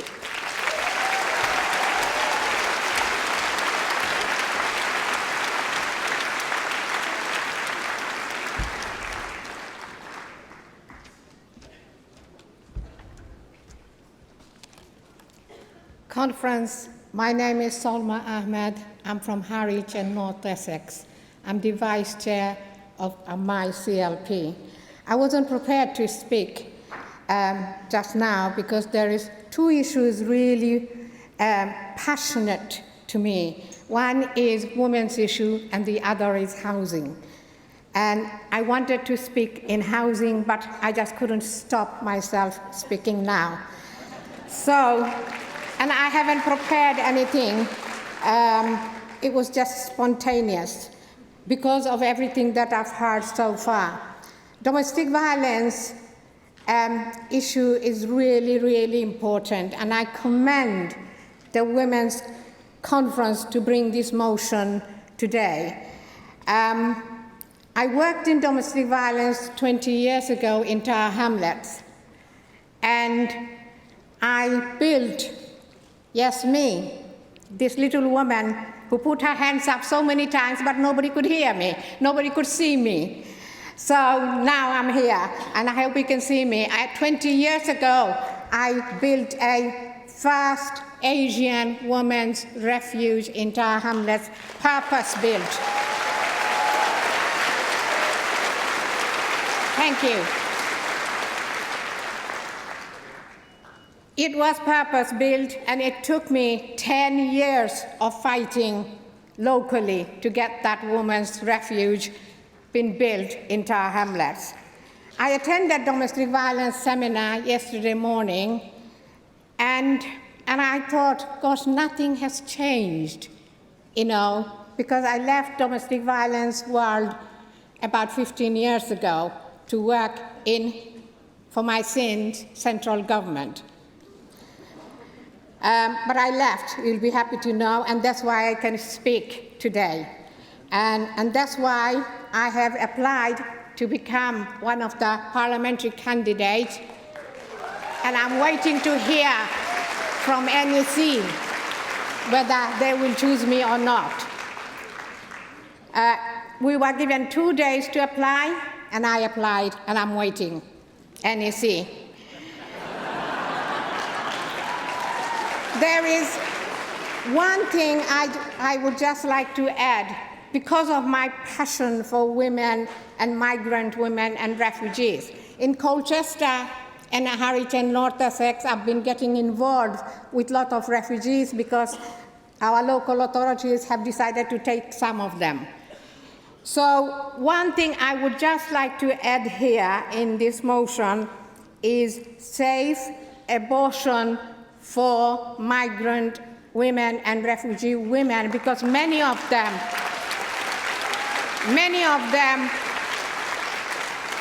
have been raped in their country of origin, and we must recognize, and I've been told they've been charged because they wanted abortion.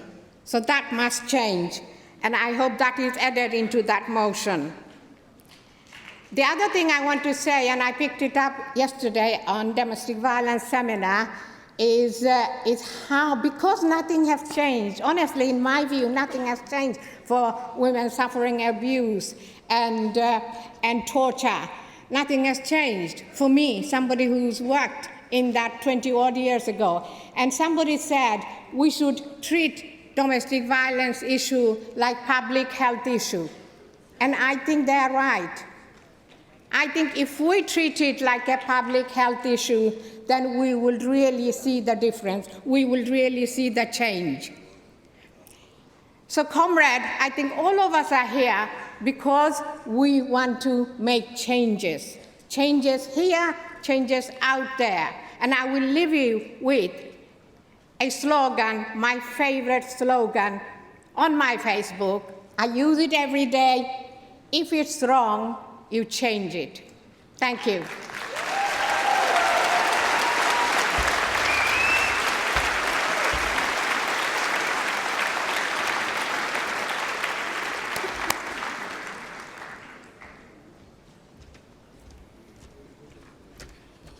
Very good afternoon to all of you, conference. First-time delegate, first-time speaker.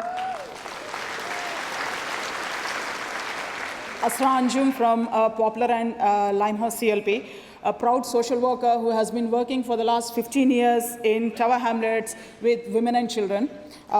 Likewise, the previous speaker, I have also applied to be the prospective parliamentary candidate for Poplar and Limehouse, and in a similar situation, waiting to hear from the NEC. Anyways, coming on to the motion, persisting unequal access for migrant women to resources, property, education, protection, justice, and decision-making in both countries of origin and destination have an impact on their migration experiences. While fleeing to safety or in the process of migration in search of a better life, women and girls are often confronted with trafficking, forced marriage, gender-based and sexual violence, abuse, and racial discrimination. The risks are particularly high for unaccompanied girls, pregnant women, those with small children, or women experiencing intersectional discrimination. The specific needs and situation of migrant women and girls can only be addressed through gender-sensitive migration and asylum policies, including specific protection. It is clear that austerity is continuing as before, with a future that looks dire for so many migrant women and girls and truly desperate for some. Conference, we therefore need to both continue and expand our campaigning efforts and bring Labour in power, because, conference, only Labour can close the detention centres and embrace people. So, therefore, I urge all of you to support this motion, including men comrades as well. Thank you.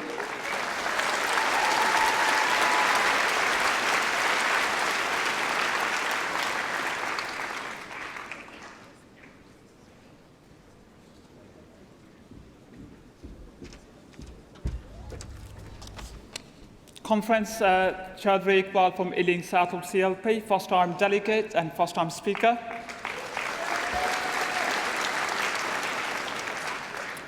I would like to speak for motion of right of migrant women. They don't have to be pregnant to see or to face discrimination, or when they go to seek help, or they go to authorities to seek help and they face discrimination. They don't have to be victim of domestic violence. they still face this discrimination because we got someone, a Prime Minister sitting in Downing Street, who feels fit to call these migrant women letterboxes and bank robbers. We got the Boris Johnson, whose record speaks for itself. Boris Johnson's comments on women wearing burqa and veil led to a surge in anti-Muslim attack and incidents of abuses on these women when they go to public. In the week following that article, anti-Muslim incidents increased by 375%.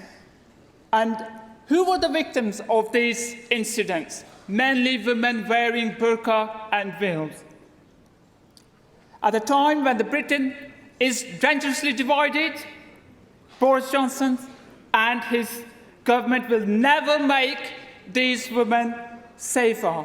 So please support the motion, because it's only the Labour Party will make sure these women, especially women of migrant and ethnic background, will feel safer if we have Labour or Jeremy Corbyn in Downing Street. So please support these motions. Thank you.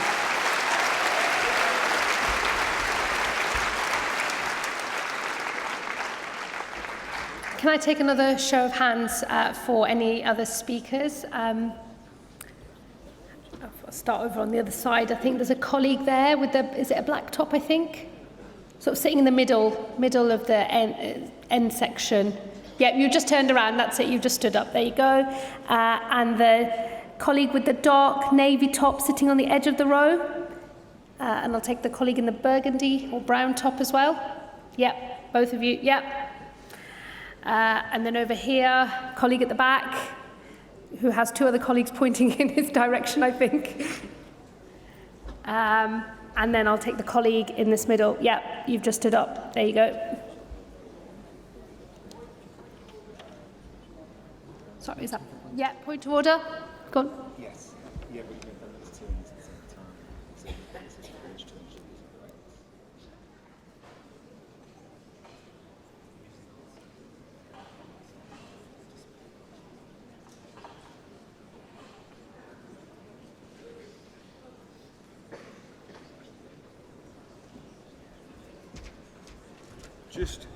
we were told that this morning there was going to be a delayed series of votes on a load of other issues. That was supposed to happen at 2:15. That's subsequently not happened, and there's been no update on when those votes are taking place. So are we now taking all of the votes later today? And if so, will that mean that standing orders need to be extended?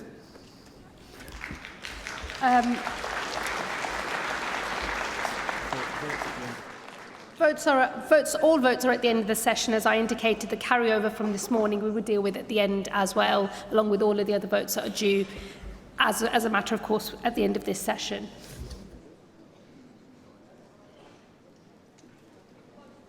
And we should have time to deal with all of them, so we don't need to suspend standing orders either.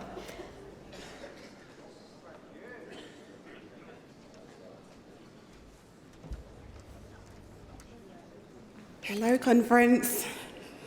My name is Tamar. I'm a first-time delegate and a first-time speaker as well.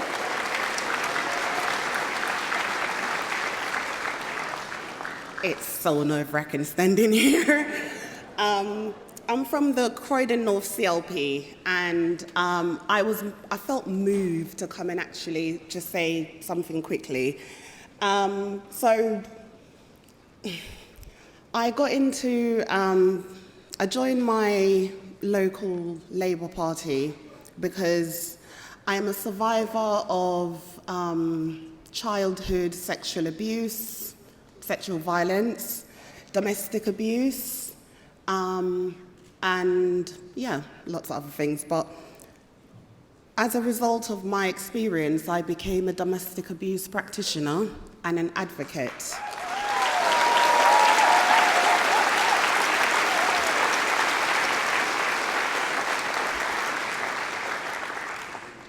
Working with the ladies, women and girls survivors, predominantly from the BME community, I realised that a lot more needs to be done.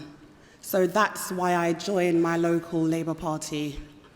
And I realised, sitting in the seat just now, I realised part of the issue between our community and politics or people in power is because we think that people don't care. And sitting here and hearing the topic that's the biggest to my heart, domestic abuse, being brought up and discussed at our annual conference, I'm so proud. I'm so proud.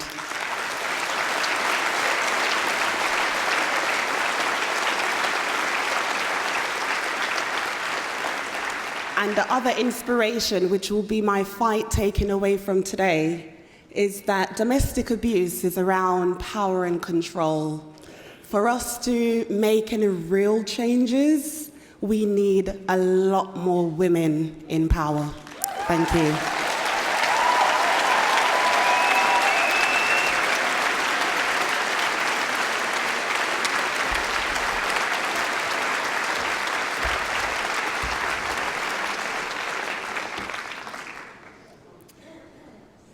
Kurumtashev, West Delhi, Delitzin West Norwood, wrong constituency.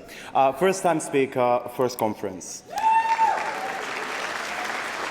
As a proud EU migrant, as somebody who just has finished a degree in migration, I thought that I should stand, as all of us should stand in solidarity with migrant women in the UK and all over the world. First, let's clear what detention centers are. They're not centers. They're prisons. They're prisons created to use time as a tool against already vulnerable women.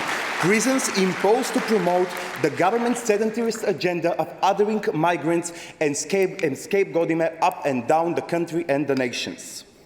We have the social responsibility as a workers' party to support every single citizen, especially the most vulnerable within our society, regardless of their passport or citizenship.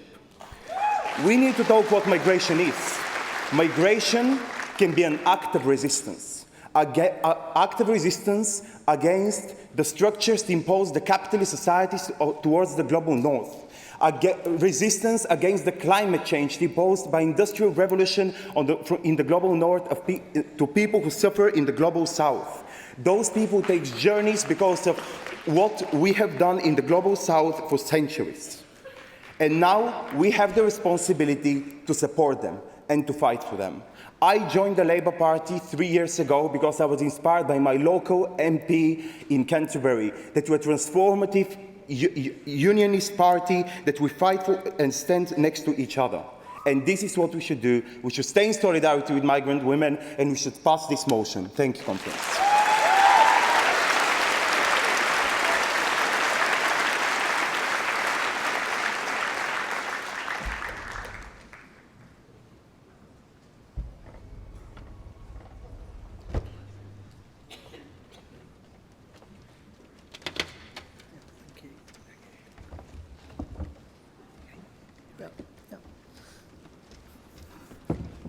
Good afternoon, conference. My name's Craig Potter and I'm a first-time delegate, first-time speaker.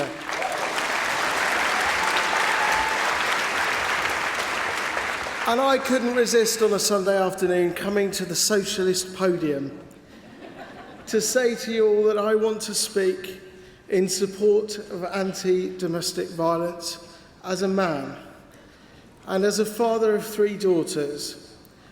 I recognise that we as men are part of the problem, but we're also part of the solution too.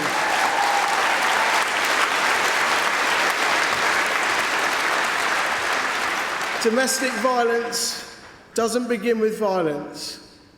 It begins with a loss of control, a loss of self-esteem, a loss of power. We need to teach young men and boys who themselves experience domestic violence that that's not the way that we respect women. We need to not be sexist, not be misogynist, and treat women and girls with respect. We need to work on this together and break the cycle of domestic violence We can do that. Sisters, I stand in solidarity with you this afternoon. Thank you very much.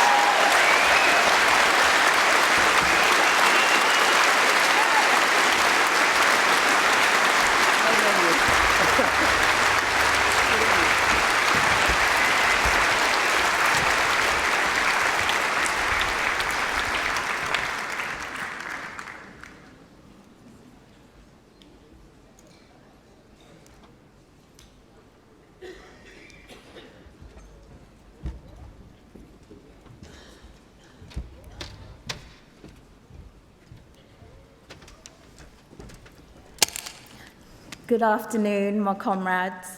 Thank you for giving me the space to be able to share how I feel today about domestic violence. I grew up in a home where domestic violence was rife at every level, and there's one thing that we haven't really talked about today, and that is financial control. The ways that domestic violence can manifest. When we talk about financial control, we're also talking about universal credit, the ways that the perpetrator can get you to take out loans in their names, in your own personal name. I don't have an eloquent speech lined up, and I think because this is quite an emotive issue for me. I think about the way that my mum suffered. I think about how she begged for money, even just housekeeping money that she would use to pay to feed his children, right? And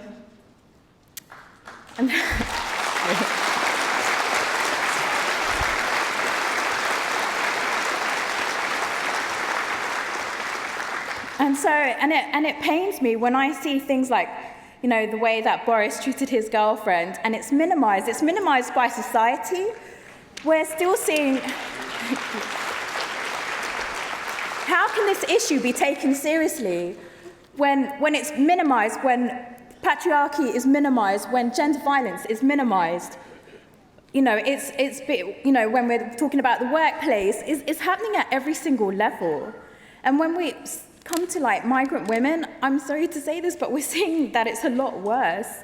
There aren't enough resources out there for us. When we're seeing cuts to sectors, when we're seeing cuts to women's sectors, guess what? It's BME women's rights organisations that are getting those cuts first. I work for a domestic violence refuge, and I've committed pretty much my whole adult life to working on gender violence. Because I feel like not enough is done. And to see under this government, somewhere that I used to work just recently, again, because of the cuts, they've had to cut those BME refuges, and so more and more BME women are being turned back to go back home. There is no security. They should feel safe, and we're not a society that are making people feel safe. We're not a society that is making women feel safe. And I think that's one of the reasons why I'm going to give a bit of a shameless call out to my sister, who's Faiza Shaheen. And it's one of the reasons that she's running, because we've had enough of the... And the only way we're going to bring this change, if we're part of this panel, if we're part of every decision-making body where we can see these changes happen in favour of equality, of diversity, of women. And that's what I want to say. Come and canvass with us every Saturday. Thank you.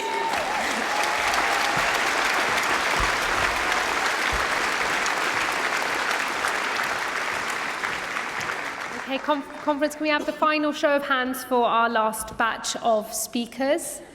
I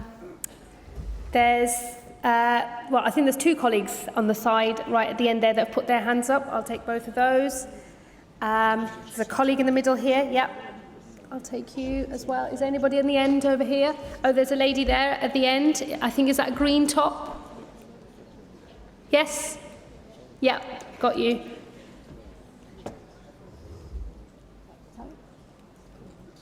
Yep, I think I've spotted another colleague there towards the front. Yep, you've stood up now. And I think there's a colleague at the back as well. Have you seen me yet? I think she stood up. Great, got you.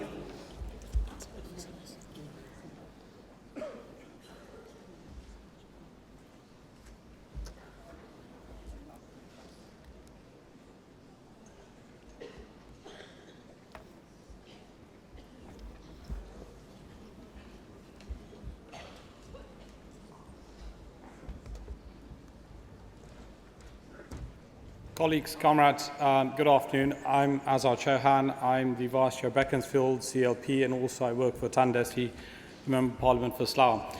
My background is a lot of work is human rights work, immigration work as a specialist for over 25 plus years, but working with particularly vulnerable groups, including domestic violence and women.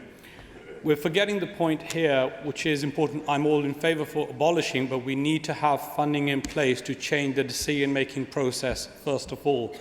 And that has to start at initially Home Office and also support for women's refugees through local authorities, because if they do not have the support mechanism in place, they're often victims twice over because they don't have the money to turn to anyone. Like earlier delegates have said, simply by saying there's financial control, there are children involved.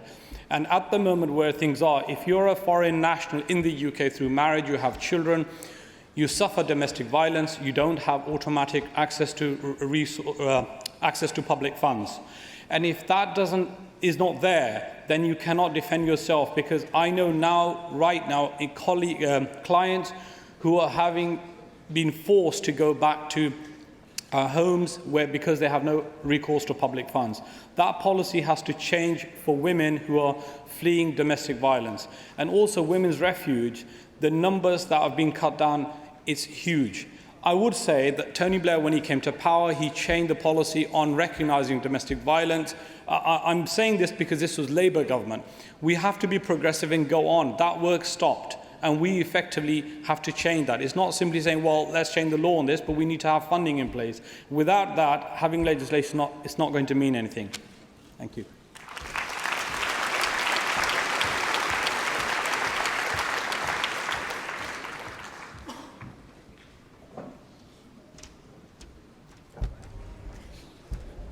Rizwana Lala, Sheffield Central CLP. I am a frontline NHS worker and a public health worker, and I don't need to tell you about the harrowing stories we've heard today about migrant women and pregnant women and the charges within the NHS. But I am going to tell you to think about what that means in principle. It goes against the values of the NHS, that it's a service free at the point of delivery. And actually, this isn't just about charging migrant women and pregnant women. What it means is creating a culture and creating an infrastructure within our NHS of charging and payment. And what we need to do is we need to stand in solidarity with our sisters, because that's what the Tories want. They want us to turn on one another. And if we do not stand in solidarity with our sisters, they will come for us next.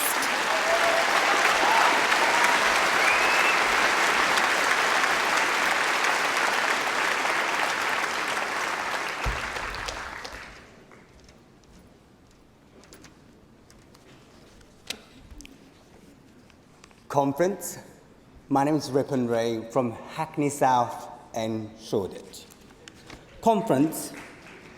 I haven't actually prepared a wonderful speech to tell you, but what I can say, the aspect of my speech is primarily about universal credit and employment support that the Women's Conference has invited to this conference.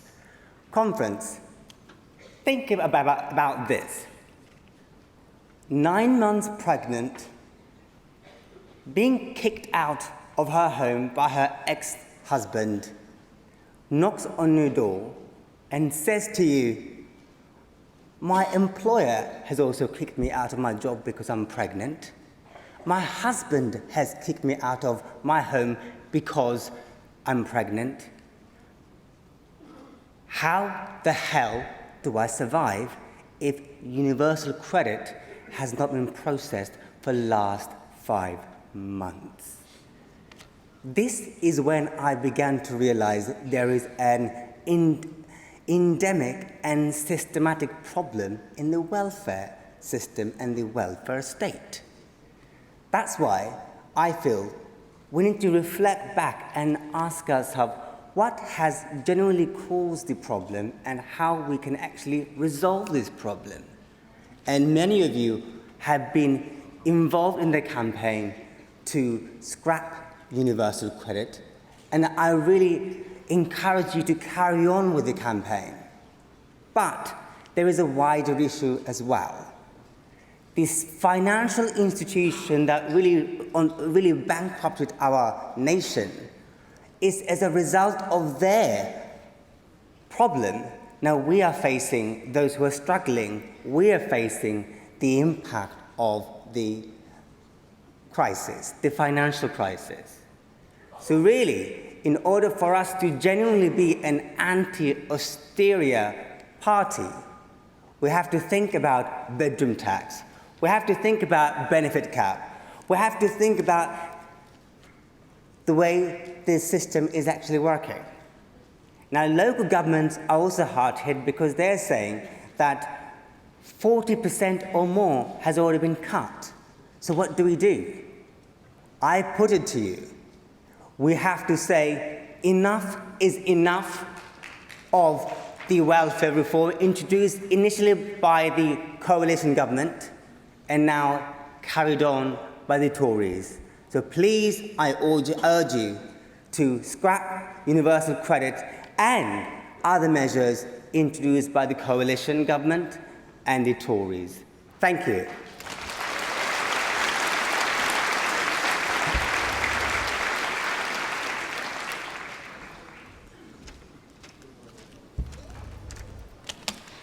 Good evening, everybody.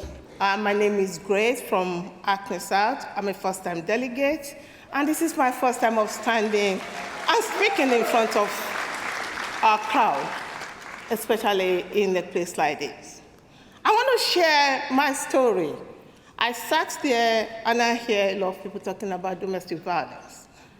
It's something that is very close to my heart. I call myself a survivor, not a victim.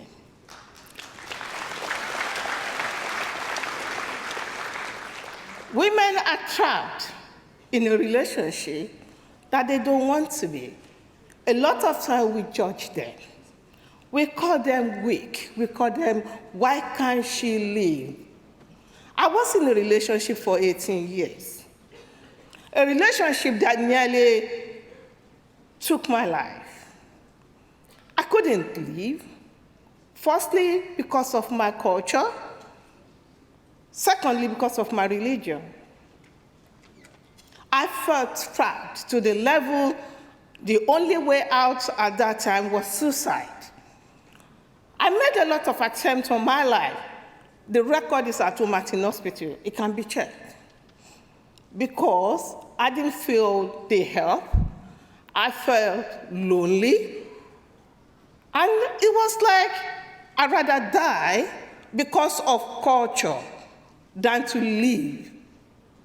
At the end, I thank God for those who came to my help and said, you can do it. She was the only woman that believed in me, that gave me the courage. Comrade, I stand in front of you today to encourage us to support this motion of women and girls. A lot of time, women are trapped in a relationship where they cannot even talk. What doesn't have a class is domestic violence.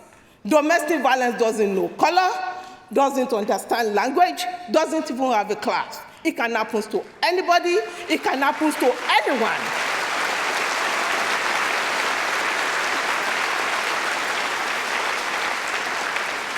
And in most cases, what we tend to forget, as domestic violence has no culture, as doesn't understand language, it's not racist.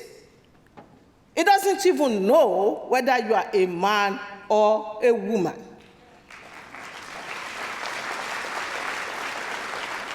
Men do suffer domestic violence too.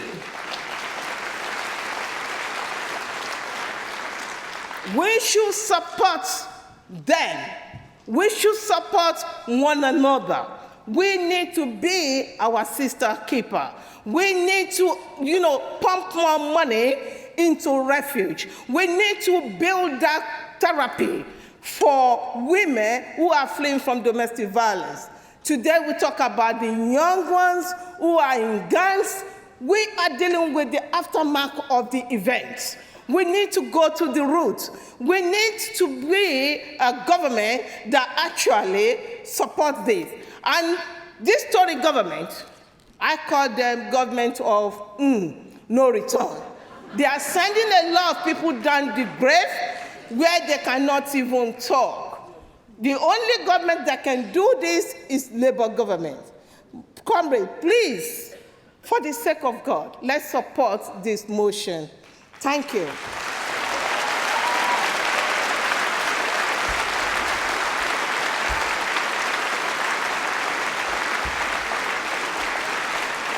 Hello again. Angus Andrews, Aberconwy CLP, first-time delegate and more or less first-time speaker. So I haven't really prepared anything, but I would like to share some of my thoughts and beliefs pertaining to the human condition and immigration. Now, we're divided up into all these different countries, races, and factions. We're all one species, and we're all here for a certain amount of time, and then we're not. Now, while we're here, what are we trying to achieve? Do we want to accumulate wealth or keep hold of our nationalities, keep them separate, or do we want to make this planet the best place to live that we can for the time that we're here? Now, I can't personally comprehend how someone can look at someone in need from another country, someone of the same species, who is desperately in need of help, and say, no, you've got to sort this out yourself. It's beyond my comprehension. But apparently to some people, that's the way they think. Now, when I look to the future, what I would like to see of our condition in the future is for one society, one species, all working together, no borders, no discrimination, everybody working. If you've seen Star Trek, then you might appreciate that metaphor. For the furtherment of human progression and positivity. And I think breaking down those barriers, thinking more about what we have in common. We have more in common than we have not. And I think that's very important. Thank you.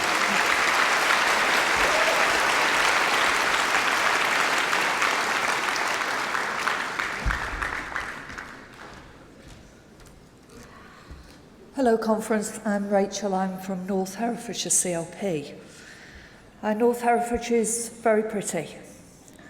And Ledbury, the town where I live, is very pretty. It's black and white buildings, little cobbled streets, thriving high street. But every Saturday, a young woman comes on the train into Ledbury and she sets up her little chair outside Boots on the high street and she sells the big issue. And I don't know where she comes from. I'm suspecting it's Syria. And she sits in Ledbury High Street, summer, winter, wrapped up in a coat. And she sat there throughout her pregnancy, selling the big issue. For every issue she sells, she will make £1.25.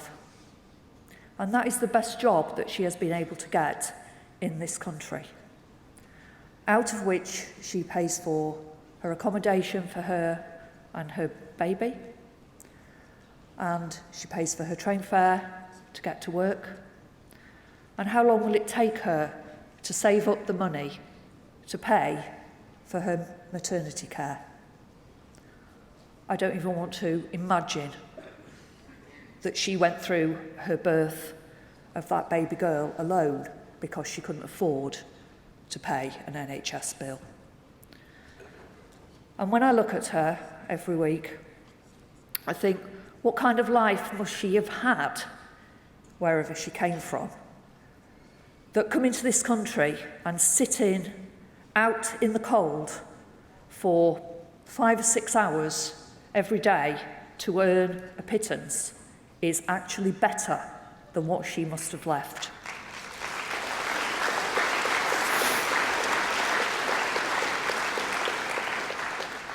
And I wonder what it would take me, what circumstances could happen in this country that I would have to leave and go and sit on the streets in a foreign land, alone. So I ask everybody here to support the motion about migrant women, because there, for the grace of God, go I. She is one young woman, but there are many others like her, and they are our sisters. So please support the motion. Thank you.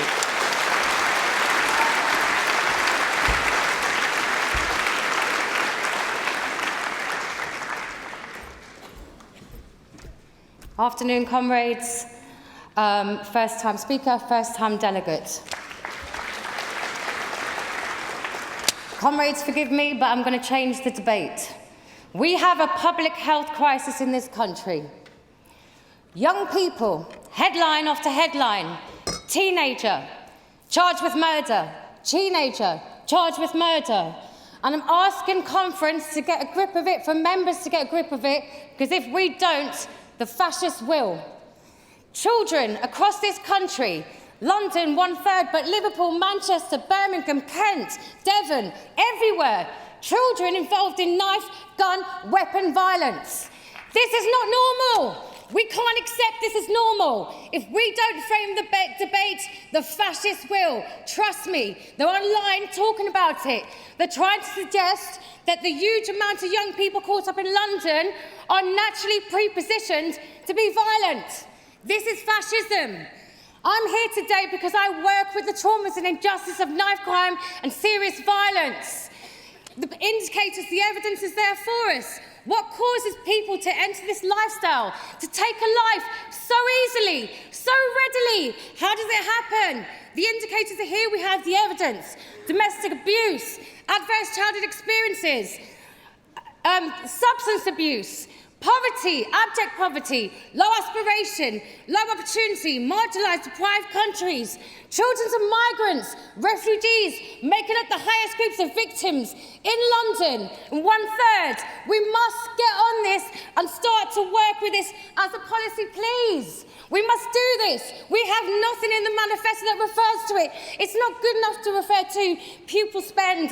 This, we need a tangible, comprehensive Labour policy on tackling serious violence. And I get frustrated. I'm a Labour member and I'm thinking it's got everything you want. It's got poverty, inequality, it's got death, it's got murder.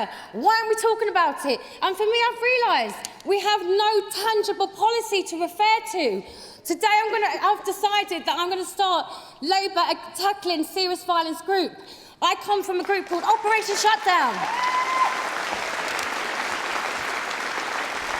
The injustices for the families. They can't move house, often persecuted by the person that took their child's life, tormented. They can't move. Why? Because we sold our council housing. Why? Because there's nowhere for them to move to. So please, I beg you, my name's Elaine Donnellan. I am part of Operation Shutdown. We're a consortium of bereaved family members and frontline workers trying to tackle violence. If you want to find me, I'll be doing a press release. Thank you, conference.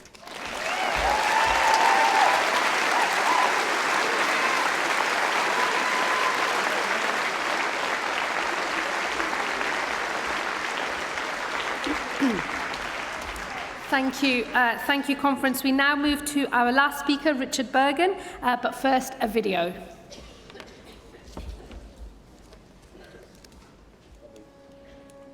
My auntie was a Women Against Pit Closures activist married to a striking miner. And hearing about that growing up got me interested in politics. It made me think of the different forces at play in society. I decided I'd be an activist for the rest of my life. As Shadow Justice Secretary, there's developments every week, developments every day.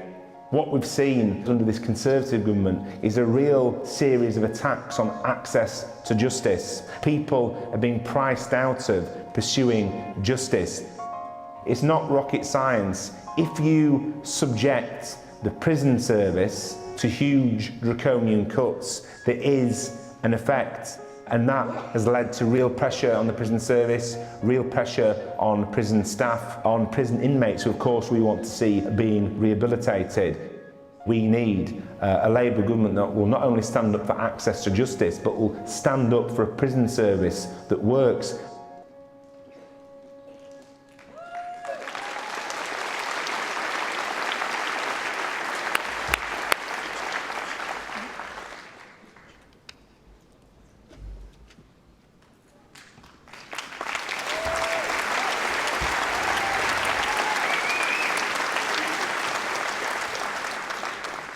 Conference. This year marks 70 years since the radical post-war Labour government introduced legal aid. Built out of the ruins of the Second World War, a huge step forward for access to justice, because our hard-won rights aren't worth the paper they're written on if people can't enforce them. But in recent years, deep cuts have hollowed out legal aid. In much of our country, crucial legal support is no longer available to people who need it. When that happens, equality before the law is a fiction, the rule of law undermined. And as the UN Special Rapporteur warned, it's an attack on people's human rights. So today, I commit that within the first 100 days of a Jeremy Corbyn government, Labour will reverse all the Conservative cuts to legal aid-funded early legal help.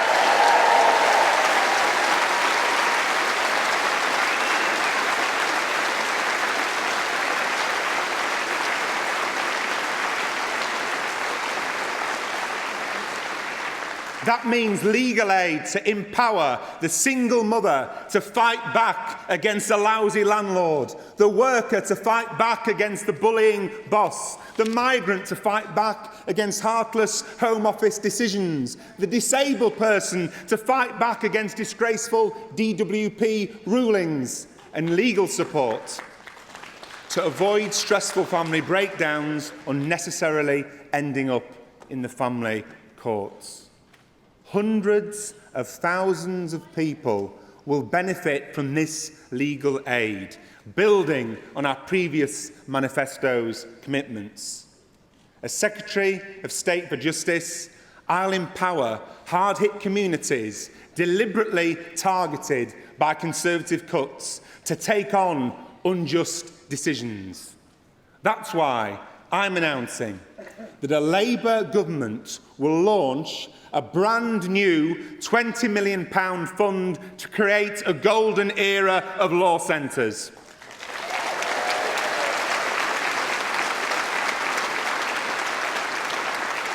These people's law centres will be run by the community, for the community. Because law centres, like our party, are about enabling working-class communities to secure justice and defend their rights. So, I want to see new law centres in the heart of our communities, in health centres, in community centres, working with housing groups, with women's organisations, ensuring that the law serves not just the privileged few, but everyone.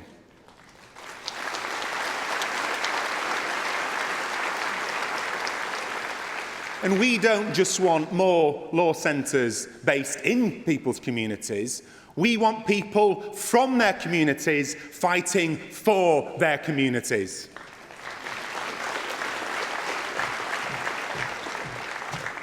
I'm proud that after being the first person in my family to go to university, I used my education to return to the community I grew up in to serve for a decade as a trade union lawyer.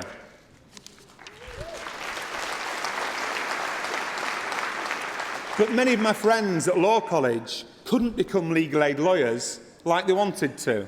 They had to work for whichever law firm could fund their training. So, I'm proud to announce Labour's new Community Lawyer Initiative. Government-funded training contracts for 200 lawyers to serve their communities.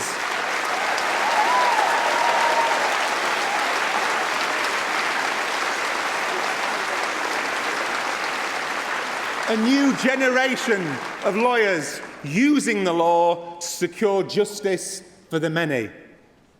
Conference. Access to health and to education are seen as the right of every citizen. Labour believes that access to justice should be too.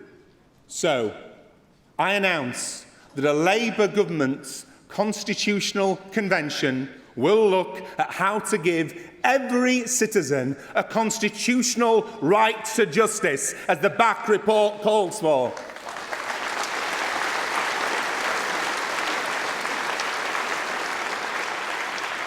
Delegates, the Tories have slashed the Ministry of Justice budget by almost more than any other. Cuts have consequences. Nowhere is this clearer than in our prisons. Record levels of violence, more prisons in crisis than ever. This matters. Most people who go into prison will come out sooner or later, returning to their community, my community, your community, all our communities. So, when prison doesn't work and people come out more likely to reoffend, then our communities pay the price, with more and more victims of crime. Our prisons can't be safe if they're not properly staffed. Despite Tory spin, there are still thousands fewer prison officers than under Labour. And disgracefully, new figures show the Tories cutting prison officer numbers again. So today, I can announce that the next Labour government will reverse the Tory cuts and restore prison officer numbers to 2010 levels.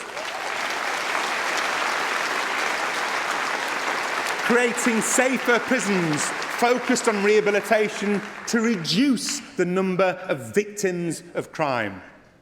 If Boris Johnson is serious about tackling the prisons crisis, he should match that. Under the Tories, there aren't enough prison officers for the current prison population, let alone for 10,000 new prison places Johnson recently announced. Even this untrustworthy Prime Minister should be embarrassed to call this a new announcement. It's one of the most recycled Tory promises ever, promised by 5 different Justice Secretaries, and every year since 2015, by Theresa May and David Cameron too.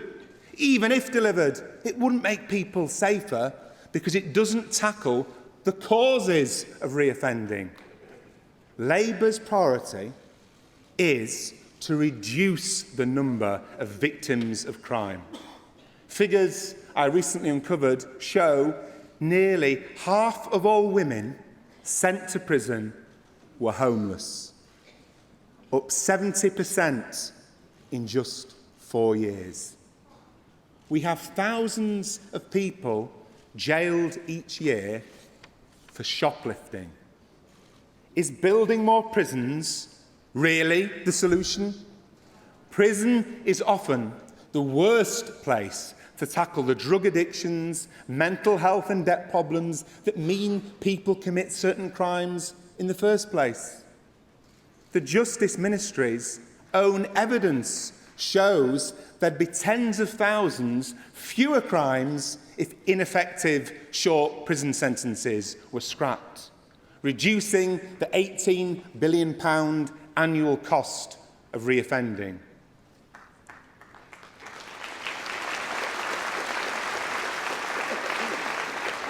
We don't need 10,000 more prison places. We need effective alternatives. And that's why the next Labour government will legislate for a presumption to end ineffective super short sentences of 6 months or less for non-violent and non-sexual offences.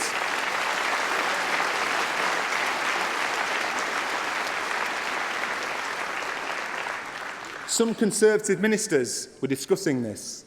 We offered to back them, but sadly, it never got further than talk. But we won't stop there. We'll use some of those funds lined up for additional prison places to fund schemes actually proven to reduce reoffending, meaning proper investment for women's centres, one-stop shops focusing on rehabilitation as the Causton report called for. And to show our commitment to this, as a first step, Labour will immediately provide the extra £20 million funding women's justice campaigners are calling for to plug the shameful gap in the government's female offender strategy.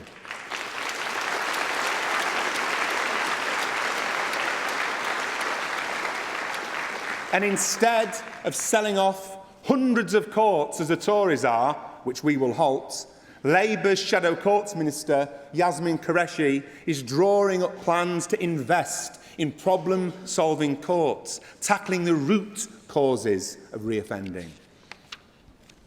All backed up by a probation system fully returned to the public sector.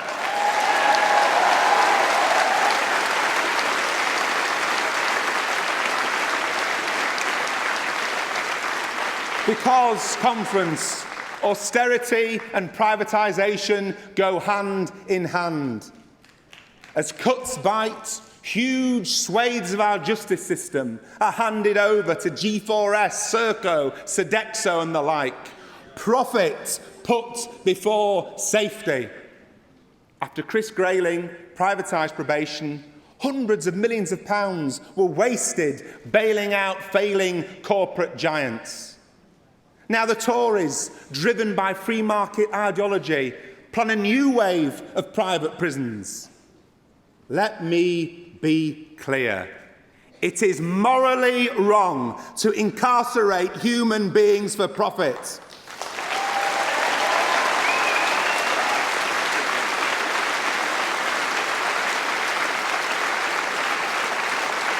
And a Labour government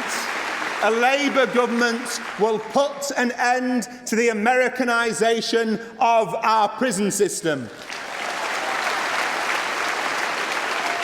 There won't be any new private prisons under a Labour government, and we won't stop there. Labour will bring all PFI prisons back in-house.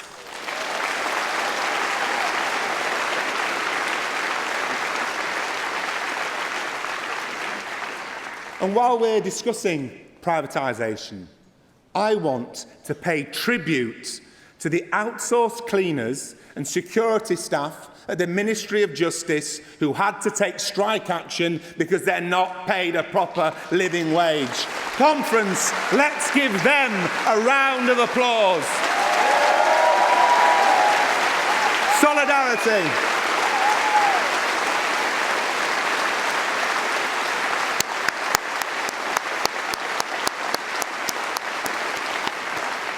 Delegates, be it through austerity or callous policies, our justice system is letting too many people down.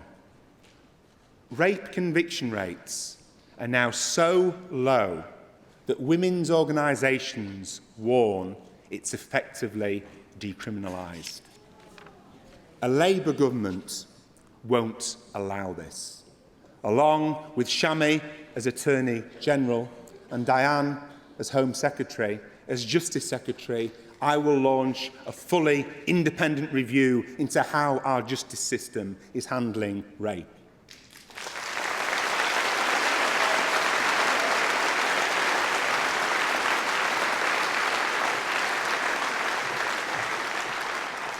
Women must be able to have confidence in our justice system. And I've asked Shadow Prisons Minister Imran Hussain, as part of his review of the deep failings of our youth estate, to prioritise ending the shocking situation where half of all children in our prisons are from BAME backgrounds.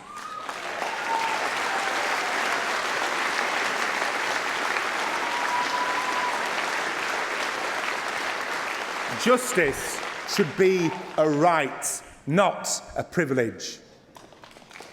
But too often it has to be fought for. And I'm proud to support the struggles of those fighting for justice, including the family of Zain Bangbola, who are with us in the conference hall today.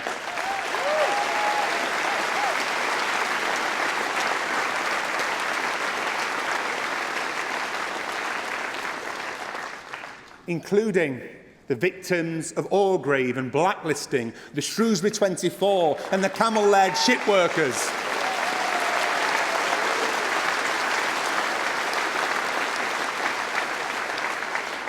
The brave Hillsborough and Grenfell families have called for a public accountability law that would force officials and private companies to come clean about wrongdoing and failures.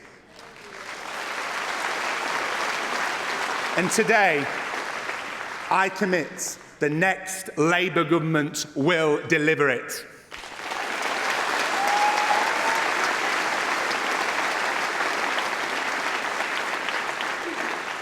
Comrades, Martin Luther King said, "Law and order exist for the purpose of establishing justice. And when they fail in this purpose, they become the dangerously structured dams that block the flow of social progress." Our party, our movement exists to destroy those dams and make justice and equality flow. And make no mistake, the next Labour government will. Thank you very much.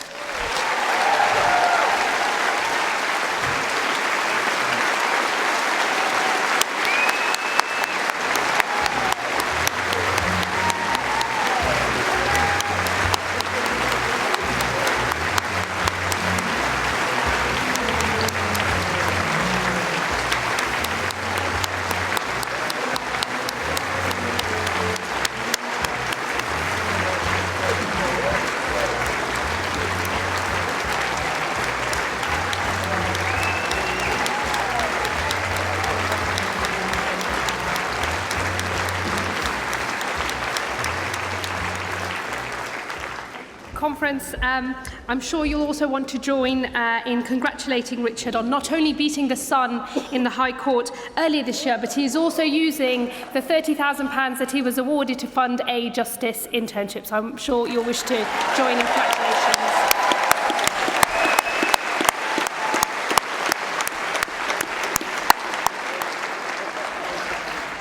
Thank you very much, Richard. Conference, we will now move on to the votes. And we're going to start by voting on the composite motions that were discussed earlier on this morning. And first, we will be taking schools composite number 1. Can I see all those in favour of schools composite 1? And all those against? I think that's carried. Schools composite number 2, all those in favour? And all those against? That's carried, thank you. Now NHS composite number 1, all those in favour? And all those against? That's carried. NHS number 2, all those in favour? And all those against? Thank you, that's carried. And finally the social care composite, all those in favour?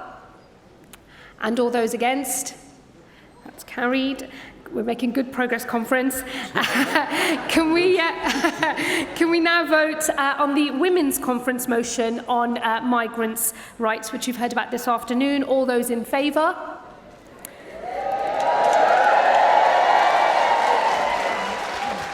And all those against? That's unanimous. Thank you, Conference.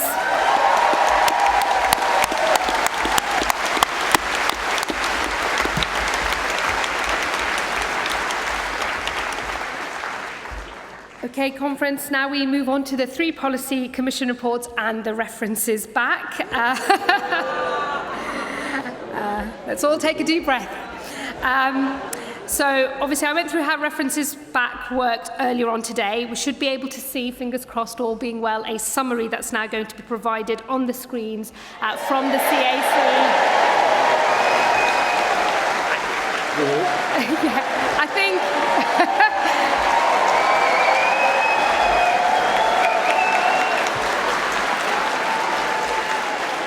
I think that's the first time ever our screens got a round of applause. So. Okay, we will take each reference back in turn, and so hopefully when I read it out, the very first one's going to come up and we can go through all of them systematically. So the first is from, we're looking at the Early Years Education and Skills Report. The first reference back was made by Bristol West, and hopefully it will come on the screen so you know what you're doing. Excellent.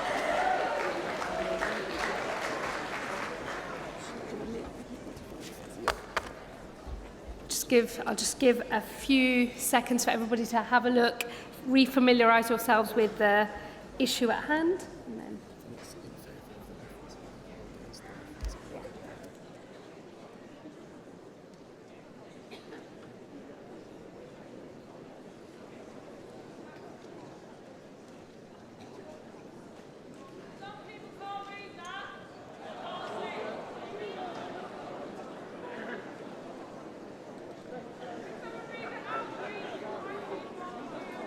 I'll read it out in that case. So we're looking at, it's page 30, and it says, throughout the year, the issue of sex and relationship education has featured prominently in the news and in the submissions the Commission has received. This is because lessons incorporating same-sex relationships and transgender issues have resulted in protests outside some primary schools, with children being removed from classes and head teachers being threatened in some cases. Labour is clear there is not only a moral imperative to ensure that all young children receive LGBT-inclusive education, there is a legal requirement too, and schools must comply with the Equalities Act. The Commission believes that there is no justifiable reason to stop the teaching of these issues in schools, and we fundamentally oppose the protests. A Labour government will support schools and teachers to provide LGBT-inclusive sex and relationship education. So you'll be voting either in favour or against the reference back that was moved by Bristol West. So can I see all those in favour of moving reference back? And all those against?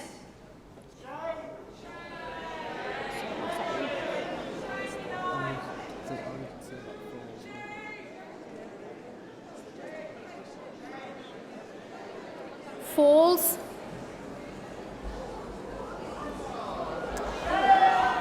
So we'll move on to the next reference back, which was made by... Have we got the card? We don't have it yet. So the next reference back was made by Beaconsfield. So that fell. So we moved on to the next one. Sorry, did you say there's a point of order? Yes, come up.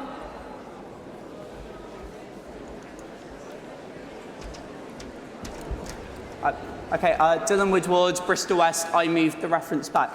This process has been confused again because we're not explaining why I moved the reference back. So I moved to refer that section back because it included no new policy. I disagreed with that section because there was no policy development on relationship and sex education. And last time when we voted, this passed the reference back before the other votes were then delayed. So I think that there is again an issue with the process that we're doing because we're showing the sections that are being referred back, but we're not explaining the reasons for the reference back. Well, So with respect, delegates and delegate and all of conference, you've heard the speeches already that were made when you moved your reference back to explain why you wanted it referenced back. So that is the basis on which conference decides whether they wish to support you in your reference back or not. Unfortunately, it's not for me as the chair to summarise the speeches that everybody made. No doubt there would be complaints if people felt the summary was not accurate. That's why you get time to make your own reference back speeches, which I believe has been done properly. And there's nothing in the the rules for me then to now allow a further summary. I'll take another point of order. Yeah. I think I've dealt with your point. Just that if you look back on the recordings of this passed before the other votes were delayed. Well, I will take advice whether it passed or not. I was not chairing the earlier session. We will clarify that point. I'll take the next point of order.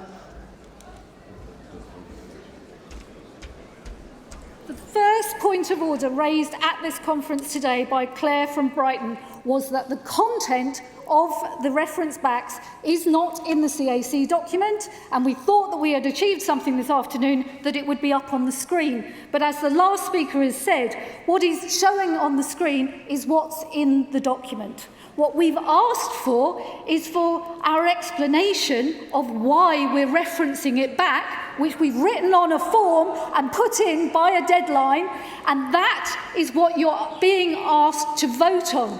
We're asking you to vote on supporting our reference back, which this gives you absolutely no information about. How can you vote for something when you have no information? The party have spent all lunchtime trying to get the MPF document out to you. Delegate, you're making a speech. I'm going to bring it to an end. It's a point of order. Your point has been understood, and I will respond. Thank you. I'll take the next. Okay, I'll take the next one before I respond.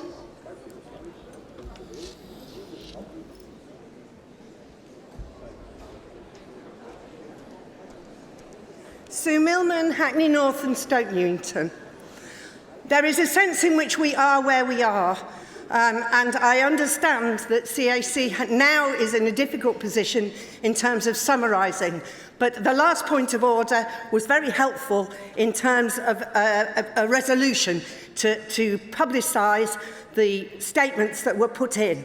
But actually, the point of order I wish to make is that it is fundamentally undemocratic to have all the votes at the end of a session. People need the opportunity to assess the information in front of them and then vote when the debate has been concluded. The present situation allows people to come in and vote who haven't even listened to the debate. As a party, we should be a completely democratic party, and this is not the best example of our democracy. Thank you.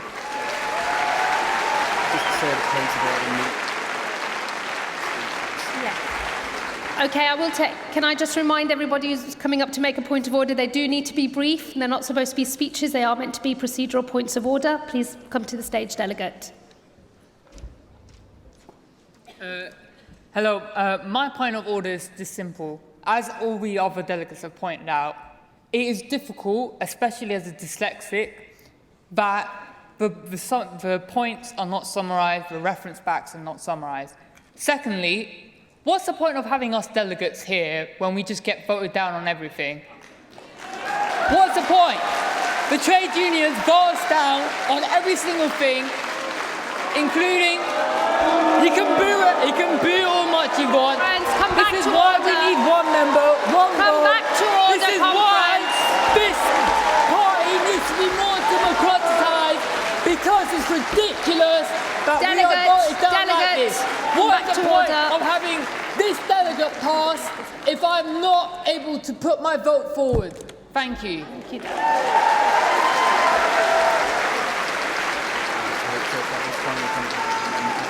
Okay, we've got one final point of order and then we're moving on. Chair, I've come to many conferences in the past. I looked at the votes. They were massive in favour of the reference back.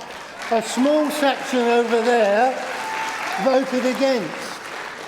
I demand a card vote. You know, we in the CLPs should have a voice at this conference. A card vote is what I'm calling for.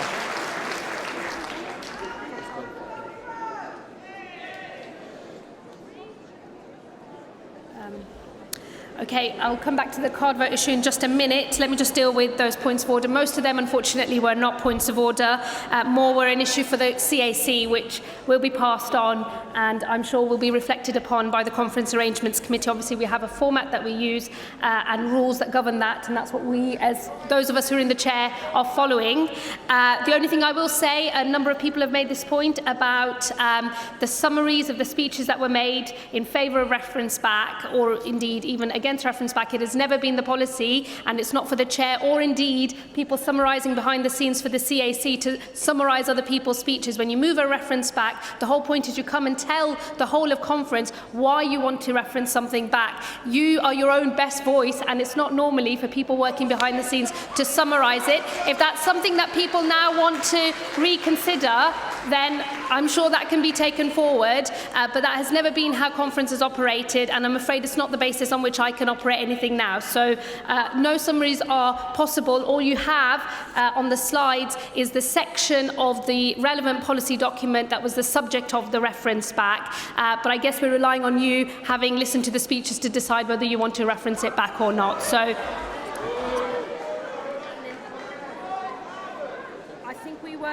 I think on this first one then, was it Bristol West? Bristol West. Yeah, on Bristol West a card vote was requested, which I will allow, and it's going to be card vote number 30. Do I need to say anything?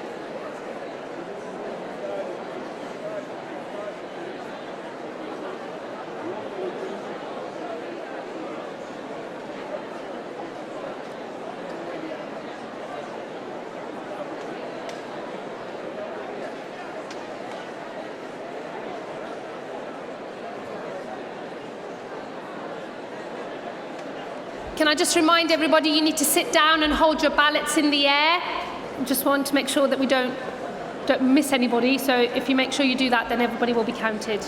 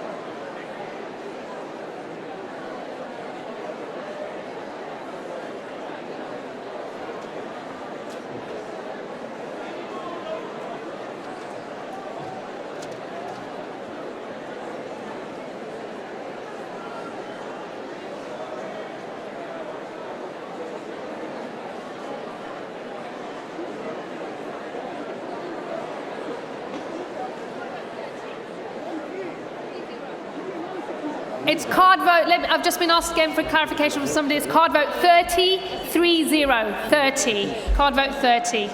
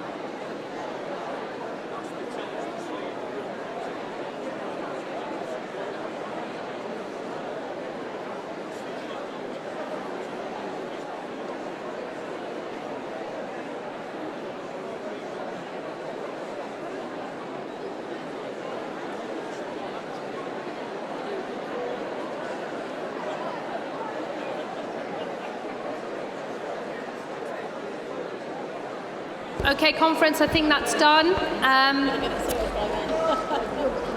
Yeah, I've got one point of order already. A lady has already indicated her point of order. Not you yet, sir. I promised there was one other point of order from another lady who spoke earlier who knows who she is. I'm hoping she's going to come up to the stage first. What was her name?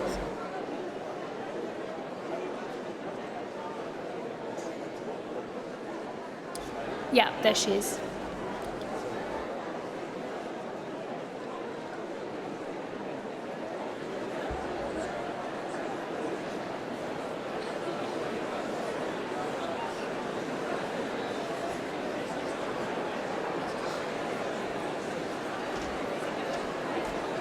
Can we come to order, conference? We've got our next point of order.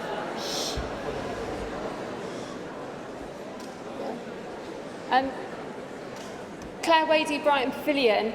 I wanted to ask again if we could have a reply from CAC. I did ask the question to CAC this morning, and before we came into the hall and asked the question to the CAC report, we had gone to the CAC office, and actually this morning before conference had asked at the CAC office if the submissions we've made to CAC, the written submissions, could be distributed, because we wondered why they weren't in the reports, given that all the NEC rule changes and all the composites have been printed in the reports, and CAC said that was impossible to do. And we suggested to them, well, surely we sent them in an electronic format, and in fact, ours I've got on me on a flash drive, you could get them up on the screens, and they said that would be absolutely impossible to do. So congratulations to CAC, because they have managed something this afternoon. But we are still waiting for a reply to CAC to the question, as has been pointed out twice already, to the question that Brighton Pavilion asked this morning, which is, what the hell's going on, basically? Because I do think conference should consider that 3 years ago we actually won a huge victory getting the right to refer back a policy document. I have to cut you off, Delegate. It appears to be subverted This by is points of order, not speeches, Delegate. This is points of order, not speeches. Can I remind you all? I think there's another point of order. Come through.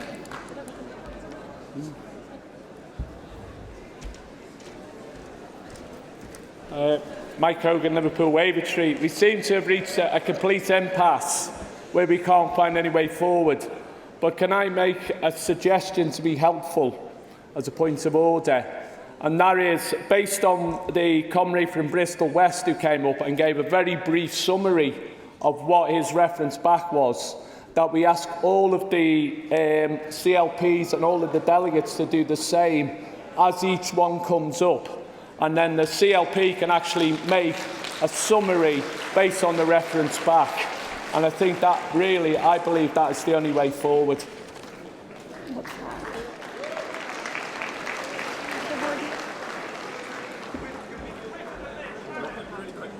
Okay, I just want to say, right, I'm not diving into that debate as such. I think the last point was a really good one, and I think there are legitimate concerns. I'm hoping next year things will be handled very differently. I think that comes down to the way it's designed at the moment.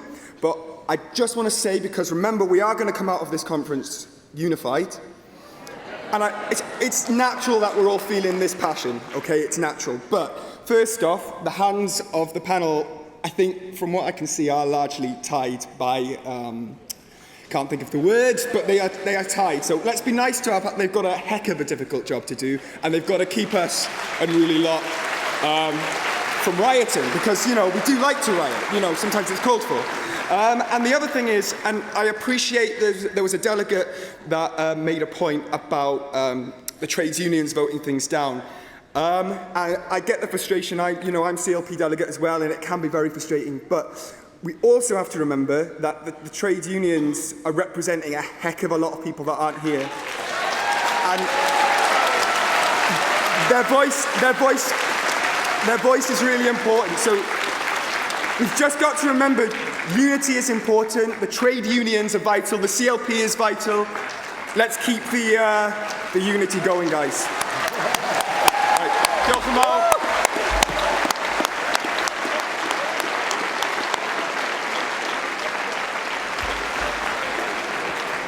Well, conference, that also wasn't technically a point of order, but I do hope it's words that you will all reflect upon, which might help us get through the rest of this session. Look, obviously, there are things that people are concerned about, and they are really matters for the Conference Arrangements Committee. We will ensure that they are matters that are reflected on ahead of the next conference. It is not for me to suddenly now grant people time to remake the speeches they made in favour of their earlier reference backs, not least because I wasn't in any of the earlier session, and I wasn't here in the chair then, so that's not for me to do. I am going to move on. We've done the first card vote on the Bristol West reference back. The Beaconsfield reference back, I think we're still awaiting the results of that card vote, so that means that you wouldn't be able to vote on the whole of the early years education and skills report until tomorrow.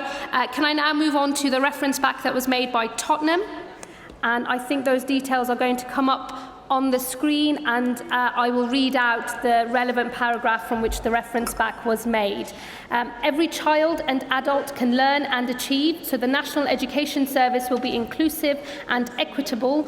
All individuals will be given appropriate support to access and succeed in education, regardless of age, gender, disability, race, religion, class, sexual orientation, or any other social or personal characteristics. Conference, can I ask all those in favour of the reference back that had been made earlier by Tottenham?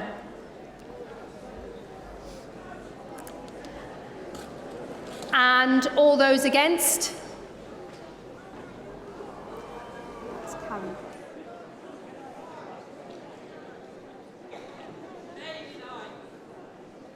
I think that falls. Okay, we're moving on to the next reference back, which was...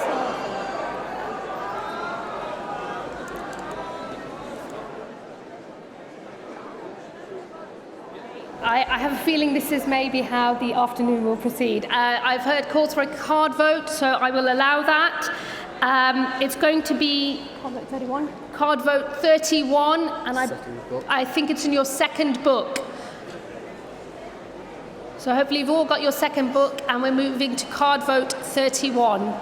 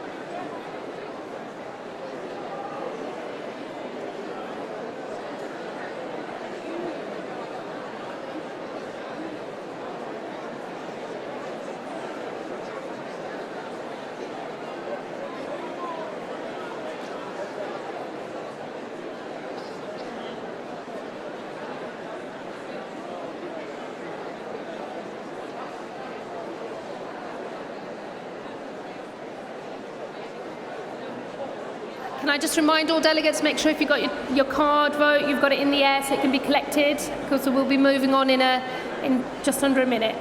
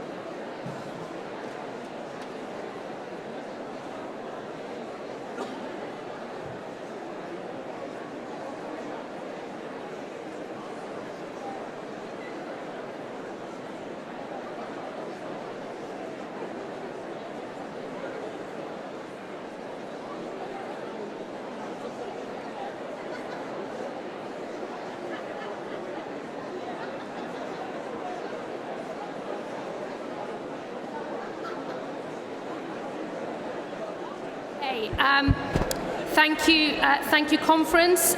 We're going to, just before I move on to the next reference back, which was from Labour International, just been asked for a little bit of clarification from one or two people from the floor about exactly what is going on. I'm sort of wondering the same thing myself, if I'm honest.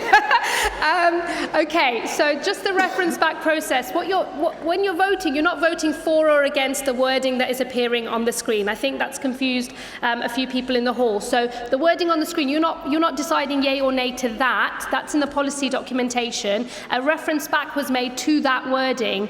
What that reference back means is, and the delegates will have spoken in favour or against the reference backs that were made earlier, it just means that it goes back to the relevant policy commission for further deliberations and discussions so that it appears in the next set of policy documents. So that's what's going on here. You're not endorsing or failing to endorse the wording that is appearing on the screen. It's simply about whether you want the reference back that was made to go back to the policy commission so they discuss the policy issue that was raised in the discussions. Does that make it any clearer? I hope it does. Well, on that basis, maybe we can move on to the next reference back. Conference, can I just ask you to come to order? Right? There's a lot of confusion in the room, and I think it would be good if we listen carefully.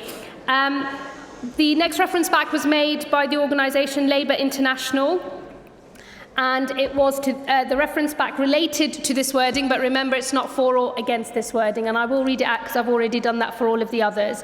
It's at page 23 of the policy document, and it says the consultation invited submissions on what local democratic accountability should look like for children's services, early years providers, schools, further education providers and universities. Oh, we have a point of order on the stage. Thank you very much. Yeah. Okay, I'm Ryan Belhard, Cardiff North CLP, and I'm making a point of order. Under Section 7 of the Standing Orders, I'm requesting that the NEC put forward a motion to suspend the Standing Orders in Section 5 regarding voting and ballots to allow the people putting forward the motions, the reference backs, to present a summary.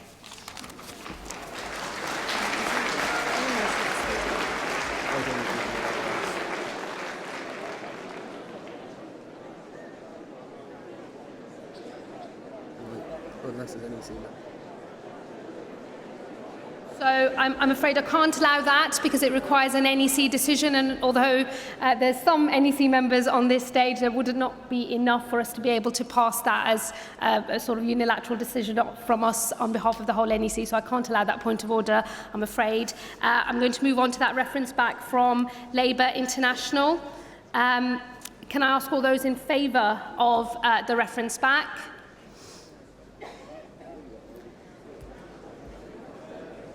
And can I ask for all those against?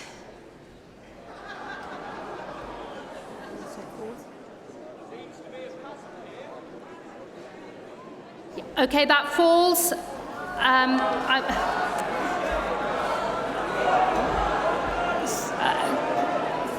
I've heard another request for a card vote. We're going to move on. Okay, I will allow the card vote. It's card vote 32. Not during the card vote. You can come up afterwards. Okay, card vote 32, folks.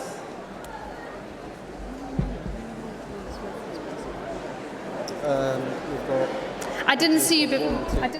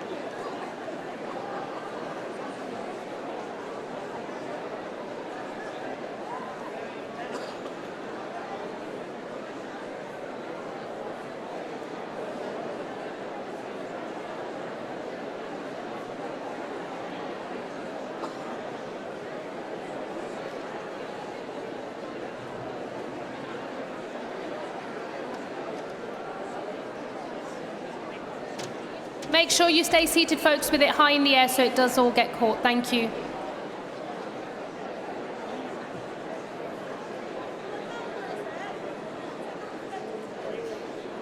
It's card vote 32. 3-2, 32.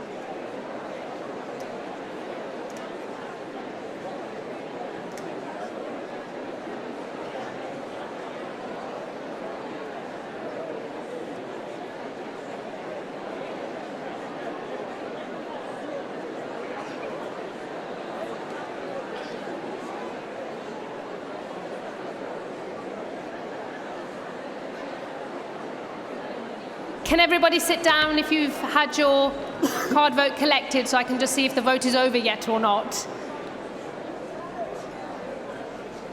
Are we done? I think we're done. Yeah. Okay, I think we're done on that. So we have some more points of order for our delight. Up next. Thank you, Delegate.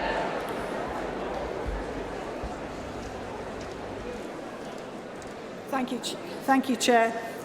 Jill Murdoch, TSSA. I know how difficult your job is, Chair, and I know how difficult the lighting and everything in this hall is. But none of those votes as yet has looked from the other side of the hall as if they have fallen. I mean, for that one, I stood up when the hands were put up. I stood up in front to look very carefully. And, I mean, if I was chairing, I would have said it was overwhelmingly carried as opposed to falling. But you are I appreciate that you're in front of the block where most of the hands against went up. All the hands over here were up for, and I don't know if you can see that clearly. Can I clarify? I can see clearly, but it's not just how many hands go up, it's about the different sections that make up the Labour movement, which, you know, we've had, yes, thank you very much. This movement is made up of different stakeholders. That includes CLPs and members, but it also includes our trades unions. And so it's important the sections in which the hands go up as well. I think I've answered your point of order, Delegate. No reply back. I want to disagree with your No, ruling. I'm afraid you cannot. A hand is a hand. No, I'm afraid that's not how a conference works, Delegate. A hand is not simply a hand in this room. Vote, it's different. I'm a trade union. I represent a trade union. I'm sorry, Delegate. I'm not going to have a row with you from the stage. So thank you for your point of order. I have explained the position. I'll hear the next point of order. Thank you.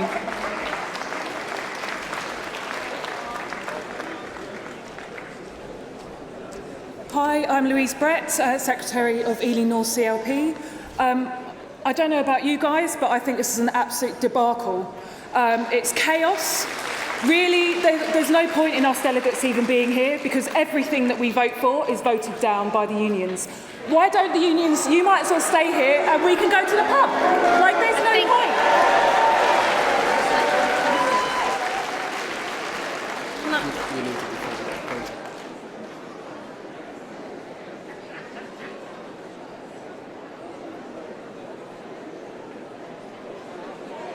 Okay, I'm just going to read out our rules on points of order, folks, just so that we can bring some clarity to these proceedings. A point of order will be ruled illegitimate if it does not immediately and directly identify which of our standing orders is in question. I say that because I appreciate feelings are running high and people want to make mini speeches, but they're not points of order. I will take the other points of order, but I do remind delegates coming up to this stage they're supposed to be in relation to our standing orders and not speeches about the way in which the proceedings are going on. So the next point of order, if you'd like to come up.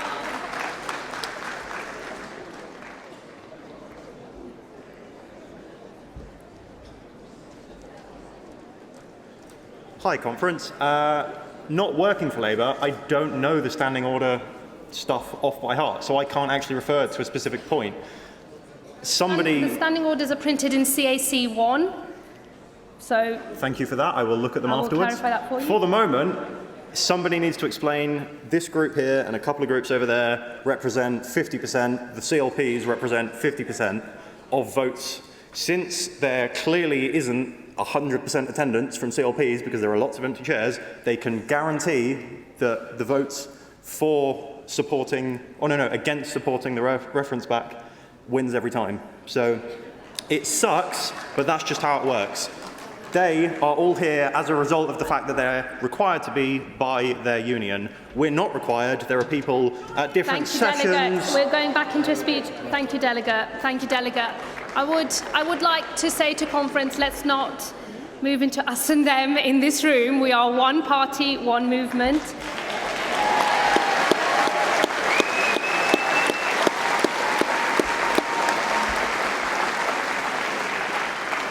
Of the gentlemen waiting, or the people waiting for more points of order, are you still wishing to make those points of order? There we go. Up you come, Delegate. Chair, I appreciate the response you gave to my comrade from Liverpool Wavertree a moment ago. I would just like to make the point again. My capacity to decide how to vote is still being restricted here. I look at what's on the screen. I think that looks good. I want to keep that in, so I might vote against. I don't remember what was said 8 hours ago. And then I'm everyone afraid, over in my Delegate. block says they don't know what's going on. Well, with respect and apologies, Delegate, as I've ruled earlier, that's not a legitimate point of order, so we move on.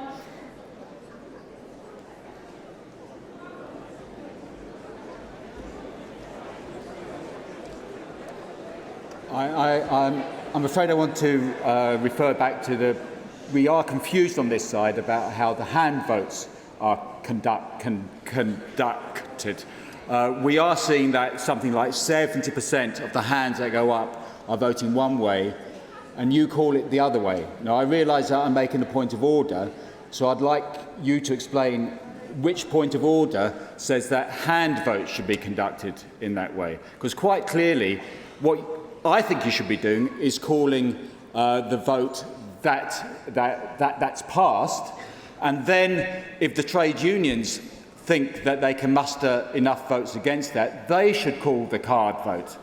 Now that is how I've always understood it to happen before, because I don't see how you can subjectively make a decision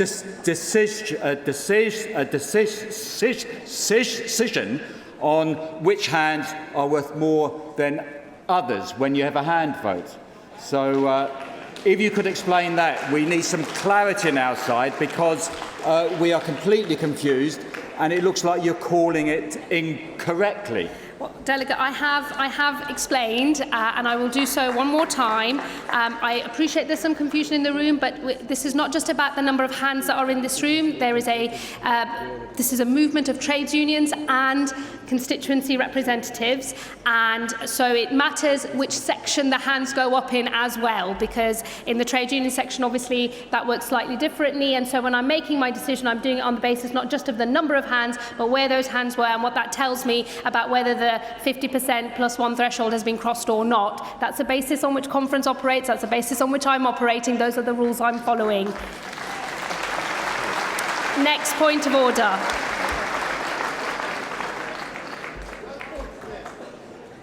Please, thank you. Right, well, as I say, I'm new. I have not read and digested the entire rule book, so I'll ask a couple of questions briefly in the hope that they are in order. First of all, I'd like to say that we do owe respect to the chair. I'm a chair of a local ward, and I've been a chair of an allotment association. Believe you me, it gets as hot as this does. My point is that where it appears to be that there is some confusion as to the power which each hand has, would it not be better automatically just to resolve everything from now on by card vote, get it just simply to make the process quicker, and then nobody's going to dispute with the card vote?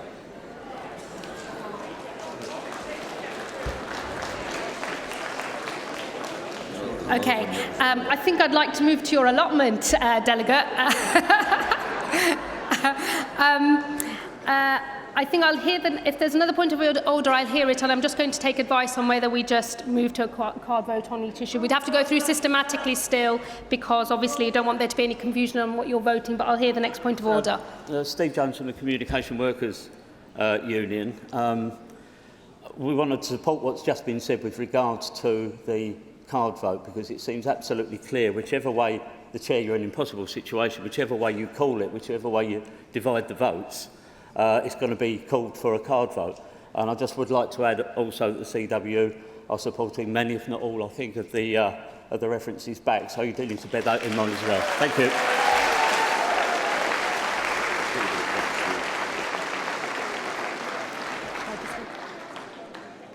Okay, I'm just going to read out the section on voting and ballots and voting on resolutions at section B, subsection 1. Voting on resolutions, reports, proposals and references back shall be by show of hands. Where a show of hands is unclear, a card vote can be called at the discretion of the chair. I'm going to use my discretion and just say we move to a card vote on each of the ones that's coming. And my apologies in advance if this means we run out of card votes later in the conference, but this is how we're going to proceed. So we've just done Labour International. We're moving on to the reference back that was made by Brighton Pavilion, and that's going to be card vote 33. Card vote 33, folks. Get your hands in the air. Oh, do you want me to? I'll read out the section because I was correctly reminded I did that for every other one. So the section of the policy document that was referenced back is page 33, and it says, in May, it was also announced that Labour would ensure climate change is a core part of the curriculum from primary school onwards by reviewing the curriculum to ensure it focuses on the knowledge and skills that young people need in a world that will be increasingly shaped by climate change, particularly in renewable energy and green technology jobs. As part of the review, an expert panel will consider how climate change and its impact are taught from primary school onwards. Those announcements form part of Labour's 2017 manifesto commitment to set up a commission to look into curriculum and assessment, starting by reviewing Key Stage 1 and 2 SATs. And you're not voting for or against, just one moment, you're not voting for or against.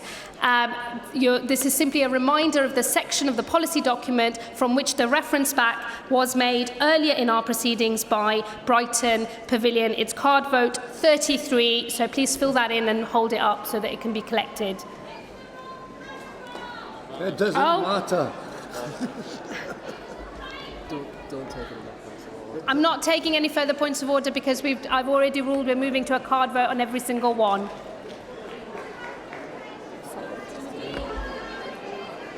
Yeah, I think just put them on and count at the end. Yeah. Because it's barcoded. Why she's...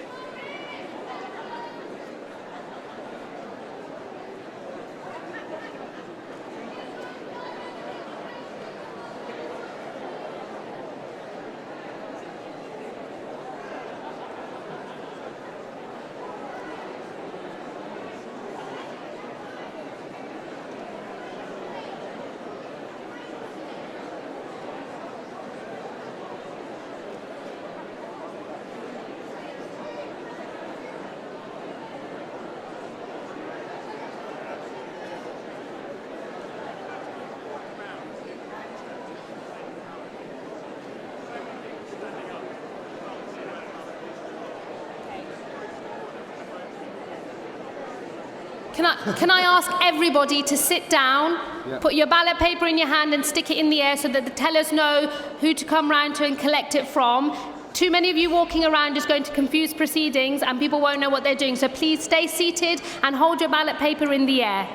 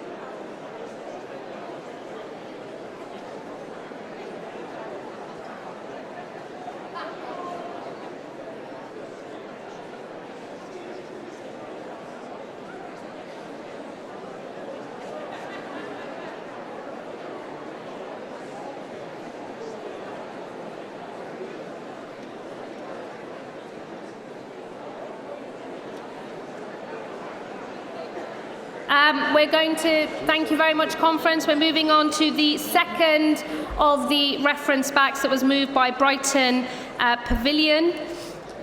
So that's the second reference back that was moved by Brighton Pavilion. I don't know if we're going to have something else come up on the screen. Here we go. I'm not taking any more points of order because we're moving to card votes on everything. So,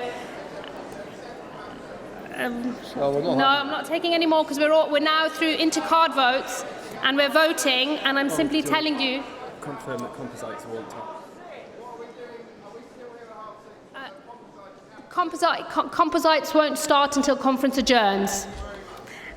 So the second of the Brighton Pavilion reference backs was made to this section, page 10 of the document. David argued that the National Education Service needs a coherent post-18 system. He argued that the current system is a mess. English for speakers of other languages and digital skills provision has been decimated. The National Retraining Scheme is barely functioning and the apprenticeship programme is failing to meet its targets. He argued that a post-18 system needs to help people refresh and renew skills and retrain throughout life. To do this, you need to view it as one. So that's the section to which the reference back was moved. This is going to be card vote 34.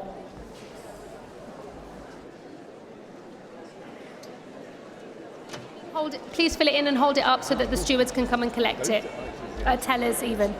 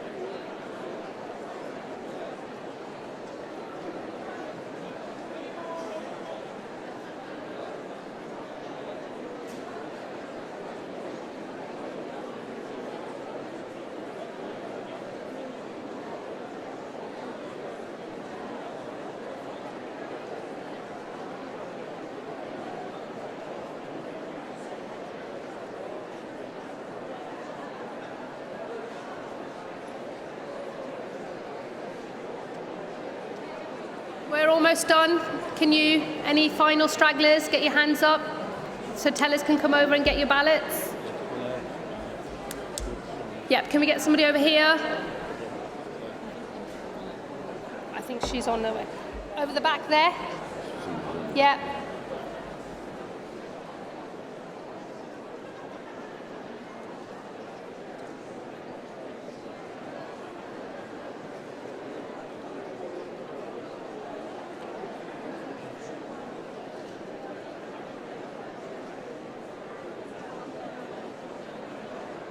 Folks, conference, I'm going to move us on to the next reference back.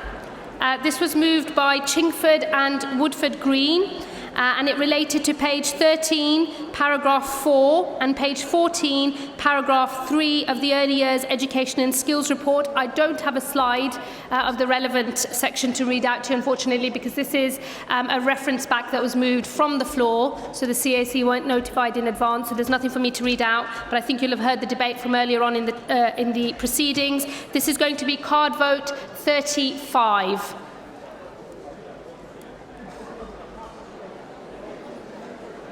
So please stay seated, fill in your card vote, hold it high in the air so that the tellers can collect it. Thank you.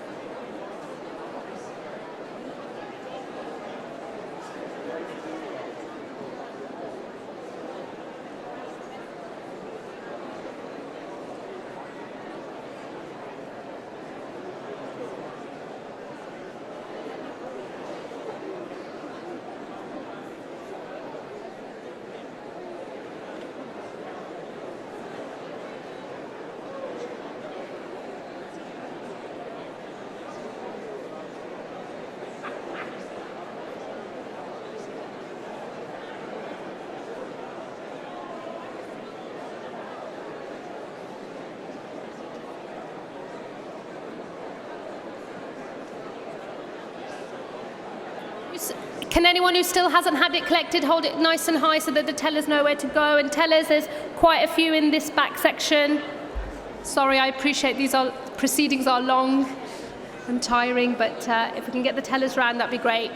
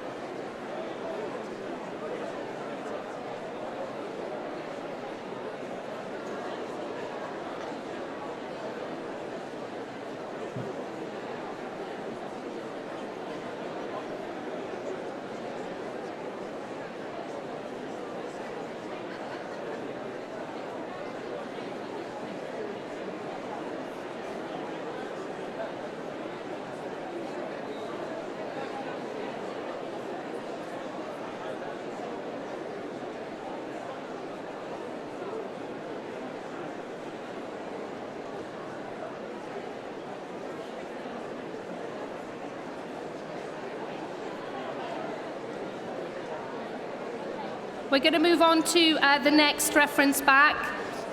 That was made by Kempton and Peacehaven.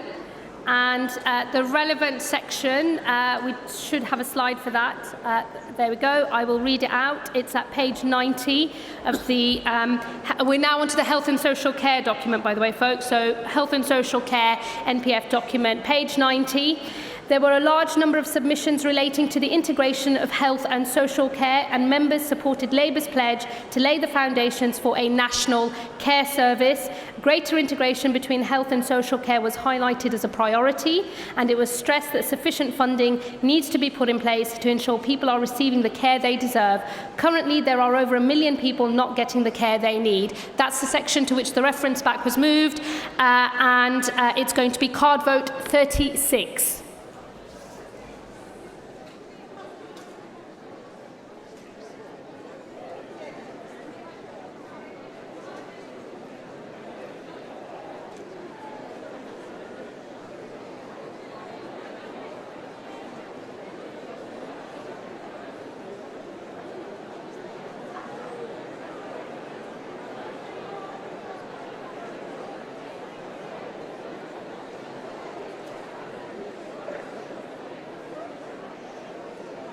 It's card vote 36. Please hold it nice and high so the tellers can get to you. Thank you.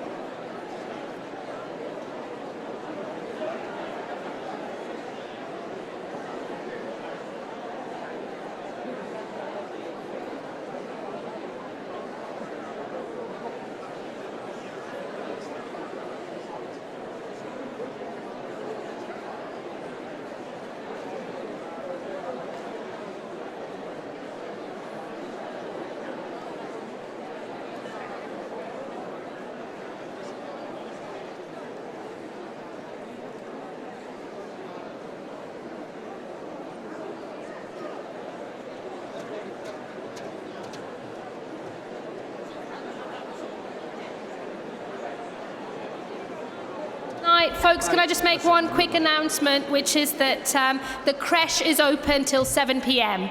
So I'm hoping we get done by then. So that's an incentive to finish by 7 p.m, folks, if not earlier. We're gonna move on to the next reference back. This was made by Sheffield Hallam, and the relevant section of the document is going to come up now. There we go, got it. Oh, this is a lot to read out. Okay, this is at page 95 of the document. A large number of submissions about mental health were received by the Commission, and it continues to be a key issue for discussion and policy development. A range of issues were discussed, including the Mental Health Capacity Bill, learning difficulties and autism. Barbara Keeley, Shadow Cabinet Member for Social Care and Mental Health, raised particular concerns about those with learning disabilities and autism being left on mental health or inpatient wards instead of being transferred to a more appropriate setting. It was also acknowledged that the NHS long-term plan revealed little detail about the NHS's plans to expand mental health services, and there were concerns that there was no clarity about waiting time targets and how much funding would be made available to mental health services. The Commission will continue to monitor these issues. That's the section to which the reference back was made by Sheffield Hallam. It is card vote 37.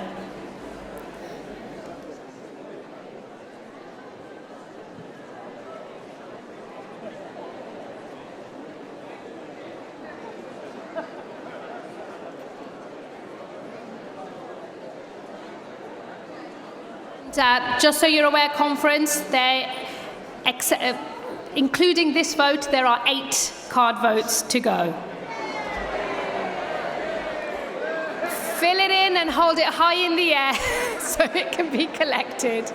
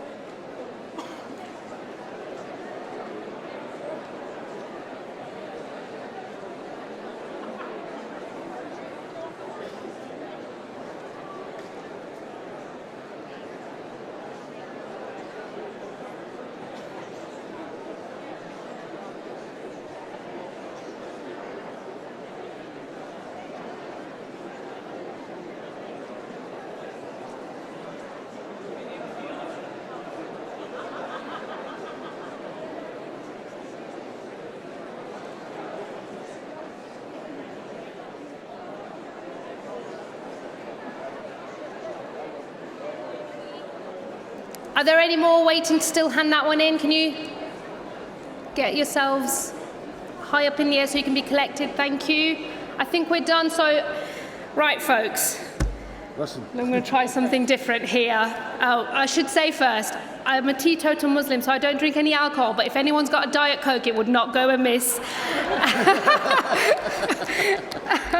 I'm going to try and do this last 7 card votes slightly differently, but it relies on all of you paying attention and then not complaining. So I'm going to try and get them all done at the same time.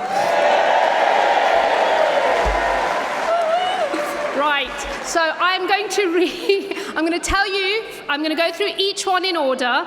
I will read out the relevant section of the document, providing it appears on the screen at the right time, and I will tell you which card vote relates to it, so the number of the card vote, and then you can fill them all in together and hand them all in together. Ah, see? Thank you very much. Thank you, Delegate. That is so appreciated. Right, we're going to start with the next reference back, which was from Sheffield Hallam. So hopefully that appears on the screen. I can have a swig. Right, it's page 95, and here goes. A large number of submissions about mental health were received by the Commission, and it continues. Oh, it's the same one. I've read it. Yeah, hang on. So is that the wrong one? Yeah. Have we got the next one? Well done, you're still paying attention. Yeah. Unless it was made to...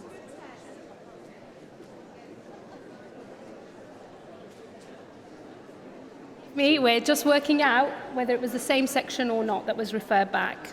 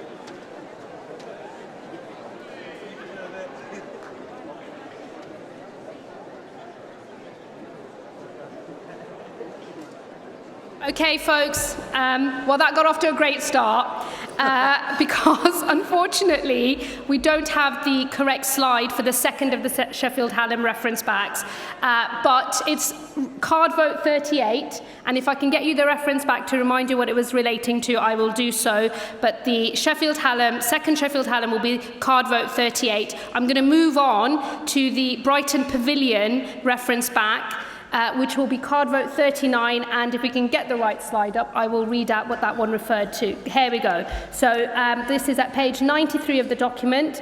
To improve morale, we must not only recruit more doctors to reduce pressure, but invest more resources in training and education of physician associates and other medical associate professions.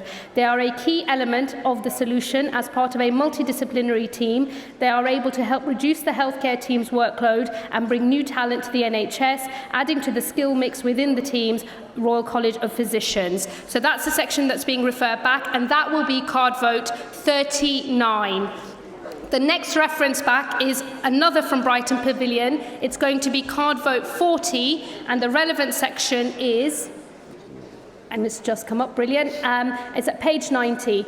It was clear that members were concerned about the lack of democratic oversight in the NHS, particularly with the introduction of sustainability and transformation partnerships, accountable care organisations and integrated care systems. A number of submissions suggested a greater role for trade unions and suggested that local organisations should be engaged with local health bodies via board membership. And democratic oversight within the NHS could be strengthened by ensuring that there is full engagement with local authority partners by the local NHS. In the current NHS structure, for example, this would mean local areas having a requirement to engage with council health and wellbeing boards in the development of their plans for integrated care systems. That's going to be card vote 40. The next one is again from Brighton Pavilion. It's going to be card vote 41, and the relevant text will now appear. Fingers crossed. Get it up. Come on, folks. There we go. Brilliant. And this, again, I won't read it out a second time. It's the same paragraph that we've had before on mental health. It's page 9.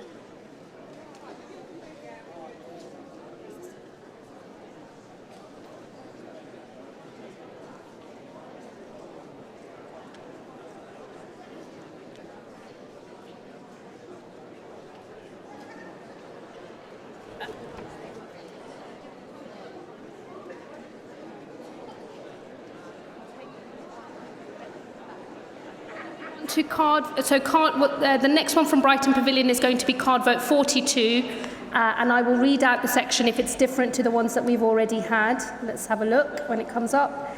Oh, no, it's not. I'll read it out. Building on the Commission's detailed work last year on health inequalities, the Shadow Health team has continued to develop its policies in this area and to highlight the damage Tory austerity is doing in relation to reducing inequality in our society. Shadow Health Secretary Jonathan Ashworth spoke to the Commission about his work in this area and shared some worrying developments. For example, life expectancy for the poorest is going backwards in some areas of the country. Obesity is twice as common amongst children living in the most deprived areas as compared to children in the most privileged areas, and shockingly, infant mortality has worsened for 3 years in a row. As part of Labour's work to narrow health inequalities in our society, Jonathan Ashworth recently announced that the next Labour government will bring in a Future Generations Wellbeing Act, following on from the success of a similar measure brought in by the Welsh Labour government. In addition, Jonathan Ashworth has continued to work on issues relating to alcohol addiction, and earlier this year announced a commitment by a future Labour government to have mandatory alcohol labelling as part of Labour's wider alcohol strategy. With less than 20% of people in need of treatment for alcohol dependence getting the support they need, this measure is vital. So that's the section that has been from which the reference back was moved. The next one will be card vote 43. Again, Brighton Pavilion, and it's, the text is now up on the screen. It's at page 83. The Commission met in January and welcomed newly elected representatives of the NPF. The Commission appointed a sustainability champion, an equalities champion, and a Brexit representative at this meeting. A first draft of the consultation document, Rebuilding a Public NHS, was discussed in detail. Commission members discussed NHS reorganisation and partnerships with sectors outside the NHS. For example, the research and hospice sectors. Jonathan Ashworth, Shadow Secretary of State for Health, gave an update to the Commission about the work of the Shadow Health team and current challenges facing the NHS. Funding was discussed, including cutbacks to training budgets, social care and public health. It was acknowledged that Tory policies such as scrapping NHS bursaries and privatisation are having a damaging effect on the health service. Further issues were highlighted through submissions and discussions, including NHS waiting lists, the prospect of scrapping the A&E waiting time target, and the impact of Brexit on the NHS and the NHS long-term plan. And the final one, and this is card vote 44, was moved. This was moved by Wavertree, and it is on the screen. So at page 94. The Commission received a large number of submissions and held lengthy discussions about the privatisation of the NHS. The Labour Party vehemently opposes any privatisation in our NHS and is committed to reversing the 2012 Health and Social Care Act and restoring a public NHS. The Commission and Shadow Cabinet members discussed outsourcing in detail, and there was a strong feeling that outsourced contracts in the NHS should be brought back in-house under a Labour government. Throughout the course of the year, Labour's vehement opposition to any privatisation in our NHS was reiterated, and Labour continues to call for the Health and Social Care Act to be scrapped. Commission members discussed the long-term plan and how far it could go to reversing some parts of the Health and Social Care Act, such as Section 75. It was felt that proposals to make significant changes to the Health and Social Care Act confirm what a wasteful, bureaucratic disaster it was in the first place, and the Shadow Health team called on the government to apologise for wasting billions of taxpayers' money on the privatisation, tendering of contracts and top-down reorganisation. So that's the last of those, and that's card vote 44. So I've gone through card votes 38 to 44. Fill them in, please. Get your hands in the air and let's get them all collected.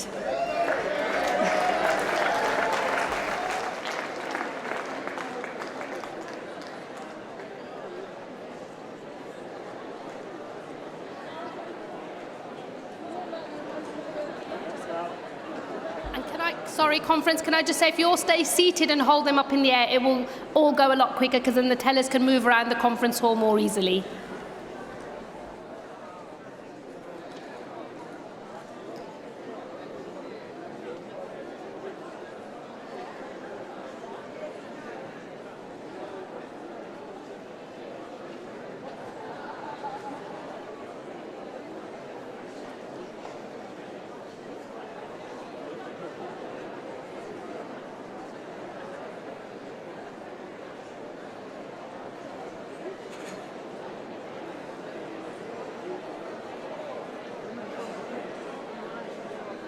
Sorry, conference, can I just remind everybody, can you stay seated, please, and get your card votes in the air? I know, bear with us, we're nearly there at the end, but it will go a lot more quickly if everyone is seated. Thank you.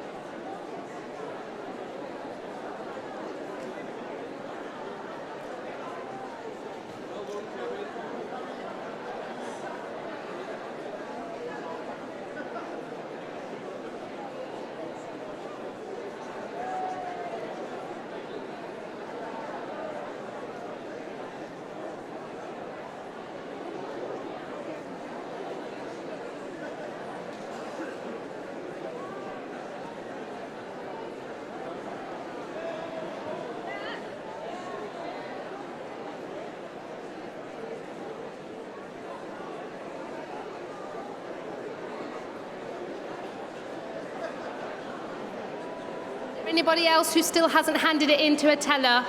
Yep. Can we get over here in the front? Anybody else who still hasn't handed their card votes in, please? Nice and high so I can get tellers to you if needed. Are we done?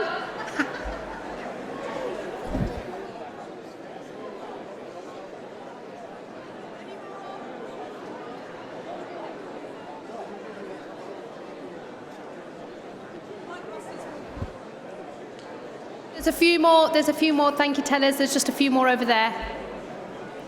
Honestly, it would really help, folks, if you could just stay seated, because otherwise the tellers can't see who else needs to cast their vote.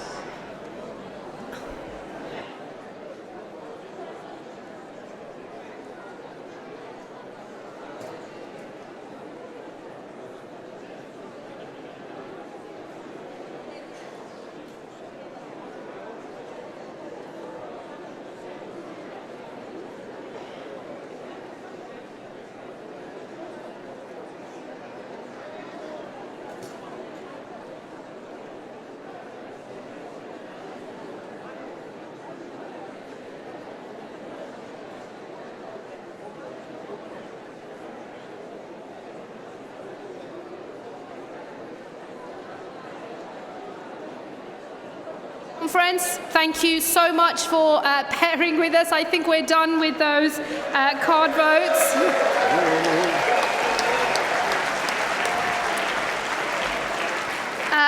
Obviously, because of the way that, if you could just stay seated so I can explain what's going to happen next. I apologise, this is going to be short though. The reference backs that were moved in this afternoon's debate, all of which related to the Justice and Home Affairs report, they will now be taken in the morning by whoever is chair tomorrow morning, so good luck to my colleague. And then the final votes on all three reports, I think it's Rachel actually, oh sorry Rachel, the final votes on the three reports, which are the Early Years and Education and Skills report, the Health and Social Care report, and Justice and Home Affairs, will be taken once we've got the results of the card votes, okay? Thank you very much, conference. Enjoy the rest of the evening.